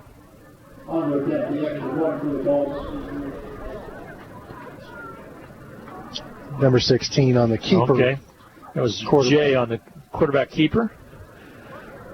42-27. Now the kick is up and on its way, and it is good. 42-28 is your score. Hutchinson on top with 1:36 to go. We await the Campus kickoff coming up right after this. Hutchinson High School sports is on the air thanks to these outstanding Salt Hawk boosters. Portfolio Recovery Associates of Hutchinson, Dr. Randy Smith of Appalachian Animal Hospital, the Wynn Insurance Group of Hutchinson, Summit Surgical, the Hutchinson Clinic, the Medicine Shop, and Jackson Meat. Hutchinson High School and Eagle Radio Sports thank these Salt Hawk boosters for their continued support of Hutchinson High School athletics. 1:36 to go in the ball game. Nice job by Campus to not give up and take it down. Again, the ball was errantly pitched by Jay, and they were able to pick it up, take it all the way down to the 1 yard line, and Jay took it in on his own for the TD. 42-38. They're going to fall to 1-4 on the year. Hutchinson's going to go to 6-1 on the year and have a big showdown with Mays next week. First time the Salt Hawks have been 6-1 since 2016. Oh, the wind must be blowing a little bit. I think it is. Ball just blew off the tee. Dodge City, fourth quarter score, leads Eisenhower 30-23. That one has been back and forth. Valley Center, a final over Ark City, 27-21. Valley Center and Andover both ended up being better teams than a lot of people expected this year. Onside kick gives it to Hutchinson. Good field position at the 48-yard line. So Hutch will have it at their own 48. Hutchinson should be able to run out the clock with no difficulty as long as they hang on to the football. So 1st and 10 Hutchinson from the 48 of Hutch. Wouldn't expect Campus to call any timeouts at this point since I don't they're down believe so either. scores. They're down to 2 timeouts, but either will Hutchinson, I don't believe. Peterson split wide right. Twins on the top side. Give to McEwen. Trying to turn the edge again. The 50. Down to the 49-yard line. Pick up a 3 on the play. Coaches just love players to hang on to the football in these type of end-of-game situations. Another player down for Campus. Defensive lineman down on a knee, and that'll stop play. Looks like it's going to be... Is that Corbin? Corbin Williams? I think it is. Corbin Williams played a terrific game. Yes, it is. He gets up, and he's okay. He'll get back right at it here. He's been around the football all night long defensively. So Hutch will play Mays next week. Haven't seen a Mays score pop back up there, but Derby was leading them late. We'll see if it pops back up again. As a barn burner last week, Mays versus Mays South. Wow. Mays South was ahead by 2 scores pretty late in the game, and Mays found a way to come back and steal the victory. If you're scoreboard watching, that should be a heck of a game between Hutchinson and Mays next week. Very enticing matchup. We're looking forward to bringing all the action to you. No doubt about it. 49-yard lines have spotted the ball, the campus 49. Hutchinson's just going to cover up. 55 seconds left to go. They'll get back. Kokar's going to make sure that nothing crazy happens. He's going to be back at about the 41. Clock moving down to 45. There's now 10 on the play clock, so it'll be about 32 seconds difference. Miles takes a knee, backs up, makes it a 3rd down call, and that's pretty well going to do it. That final score last week, Mays at Mays South, Mays ended up winning at 42-38. Mays leads Derby right now 36-35 with 2 minutes to play. This one is a final. Hutchinson winning at 42-28 over Campus High. We're going to take a 2-minute timeout, add up to the numbers, get set for the Medicine Shop post-game capsule, as well as the Medicine Shop Coaches Show coming your way in 2 minutes. Hutchinson Community College and Blue Dragon Athletics are proud to support the Hutchinson Salthawks. Whether you're working towards your degree or are a busy working individual with limited time to attend class, Hutch CC has what you're looking for. And for those still in high school, Hutchinson Community College's Step Ahead program provides a head start on a quality education, and it may not cost the student anything.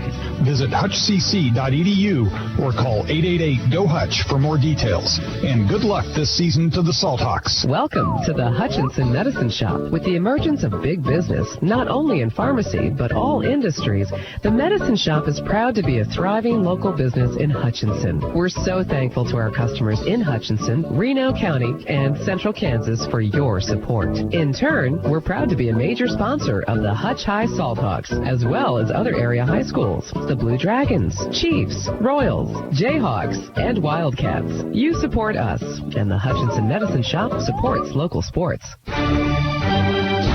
Get the latest news, weather, and sports in one place. HutchPost.com. It's your one-stop news source powered by Eagle Radio. Plus, play fun contests. Save with big deals of Central Kansas. Get the latest ag news, daily obituaries. Keep tabs on your favorite sports teams, including the Salthawks and Blue Dragons. And be sure to sign up for the Hutch Post Morning News in your inbox. 24 hours a day, get news when you want it at HutchPost.com.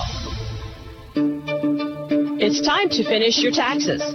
Whether we filed your extension or not, bring your tax information to H&R Block and let our tax professionals ensure you get every deduction and credit you deserve. And our offices in Hutchinson, Lyons, and Ellsworth are open to assist you. Don't wait to file your tax return and risk penalties for missing the deadline. Make an appointment now and put our expertise to work for you.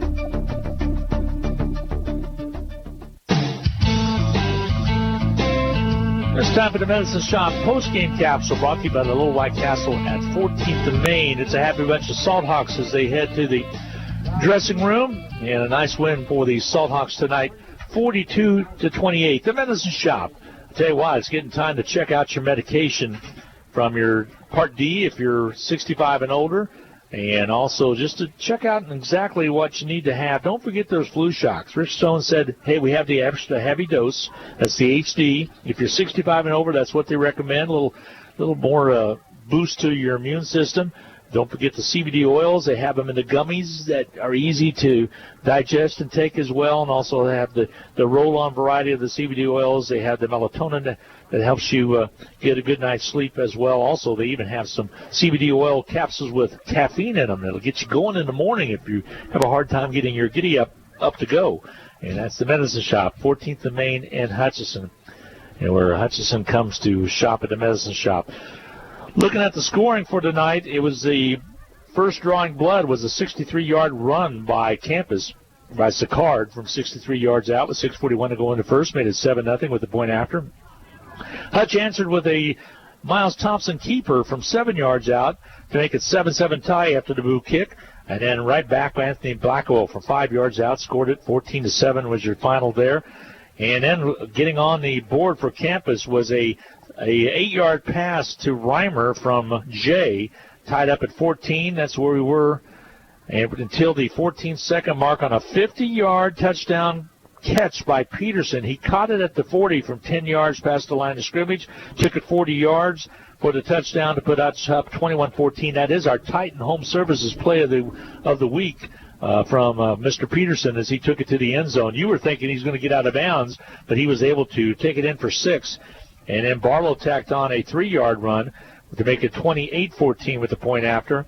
Then a 13-yard pass to Peterson made it 35-14 with 4:44 to go in the third quarter play. Jay came back with 10 minutes in the third period of play, or fourth quarter play, on a 14-yard run to make it 35-20. The point after made it 21, and then Hutchinson on a 1-yard run by McEwen with 3:53 to go made it 42-21. Tacking on for Campus a 1-yard run by Jay to make it 42-28 is your final. What do you have for stats real quick when we get Coach in here? Hutchinson racked up 25 first downs tonight compared to only 17 for Campus. And according to the end of game time stats, just 3 yards shy of 500 yards total offense. 497 yards. Coach, when you're watching film, maybe you can find another 3 yards and get them over that 500-yard mark. 5 different Salthawks scored touchdowns tonight. Alec McEwen racked up another big night, 185 yards and a touchdown. Miles Thompson also over 100 yards, 107 on 10 rushes. He scored a touchdown. Jalen Barlow scored a touchdown. Anthony Blackwell scored his first touchdown as a Salthawk. And Trayton Peterson, 2 receiving touchdowns tonight and 110 yards receiving. We'll have to go back through the record book to find out when the last time a Hutchinson receiver caught over 100 yards in passes. On the defensive side, Mason Weathers collected 10 tackles. Ben Patterson, David Waymeyer, and Jack Hoffer with 6 tackles apiece. Good night for the Salthawks. They win at 42-28. Let's take a timeout and get Coach in here. We'll be back right after this. You've been listening to Hutchinson Salthawk Sports on VW Radio. Our broadcast was brought to you in part by Ashcraft Pharmacy, the Insurance Group, Pools Plus, and the Hutch CC Business Office. Salthawk Sports is also brought to you by the Salthawk Boosters, Portfolio Recovery Associates, Apple Lane Animal Hospital, Edward Jones Financial Advisor, William Thacker, and the Hutchinson Clinic. Stay tuned. Our Coaches Show is next on VW Radio. Get the latest news, weather, and sports in one place. HutchPost.com. It's your one-stop news source powered by Eagle Radio. Plus, play fun contests. Save with big deals of Central Kansas. Get the latest ag news, daily obituaries. Keep tabs on your favorite sports teams, including the Salthawks and Blue Dragons. And be sure to sign up for the Hutch Post Morning News in your inbox. 24 hours a day, get news when you want it at HutchPost.com. It's time for the Coaches Show on VW Radio. A look back at tonight's game and a peek into the next action. The Coaches Show brought to you by the Medicine Shop. Our chat with head coach is next after this timeout on KWVW. The Medicine Shop, the Medicine Shop. When you drop your prescriptions off, the personal care you'll find there will make you feel all better. The meds you need, delivered with speed, the lowest prices guaranteed. Get your prescriptions with no hassle at 14th and Main at the Little White Castle. You'll feel all better at the Medicine Shop. Hi, everybody, and welcome back to Gowan Stadium. Glenn Grunwald along with Mike Vernon now. Congratulations, Coach. 6-1 on the year, a nice 42-28 win over the Campus Colts. Congratulations to you. Thanks.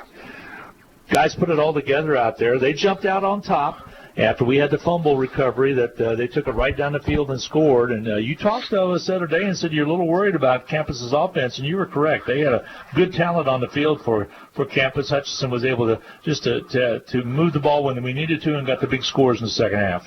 Yeah, we knew that with us playing them and the flex bone, we knew that our possessions were going to be far and few between, and we needed to capitalize when we did have the ball. And we talked about before the game about how, we need to make plays when we have the opportunity, and I thought the boys did that.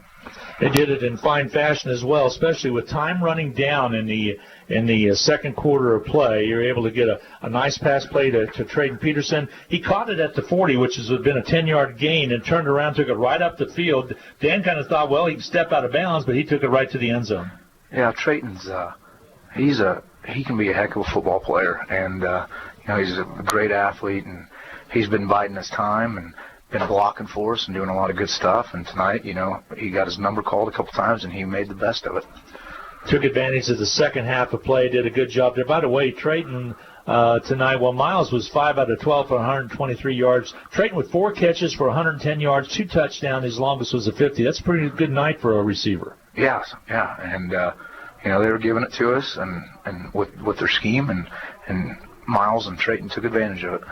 You look at Alec McEwen again, 28 carry, totes on the night, 185 yards, a TD. His longest was a 25er, average 6.6 carries. Miles Thompson with some good running. Angles to the right, and turns back and angles to the left. He picked up some good positive yardage. His longest was a 51-yard run by Miles Thompson. That can't be right, by the way. I don't know if it is or not. He did have one long one. Right. I think it is right.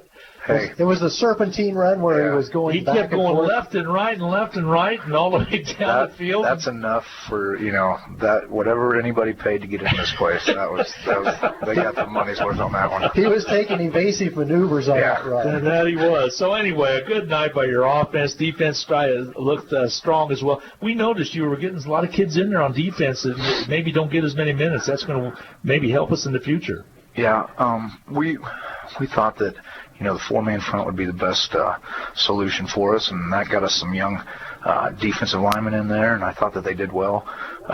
They were playing 6-tech for those old Salt Hawk football players out there. They got trapped a couple times, but I thought that they held their own when they needed to, and I'm proud of them. Mike Vernon on a big win over the Colts tonight, 42-28. We're going to take a timeout, come back, and talk about Mays. That's our opponent for next week. We'll be right back.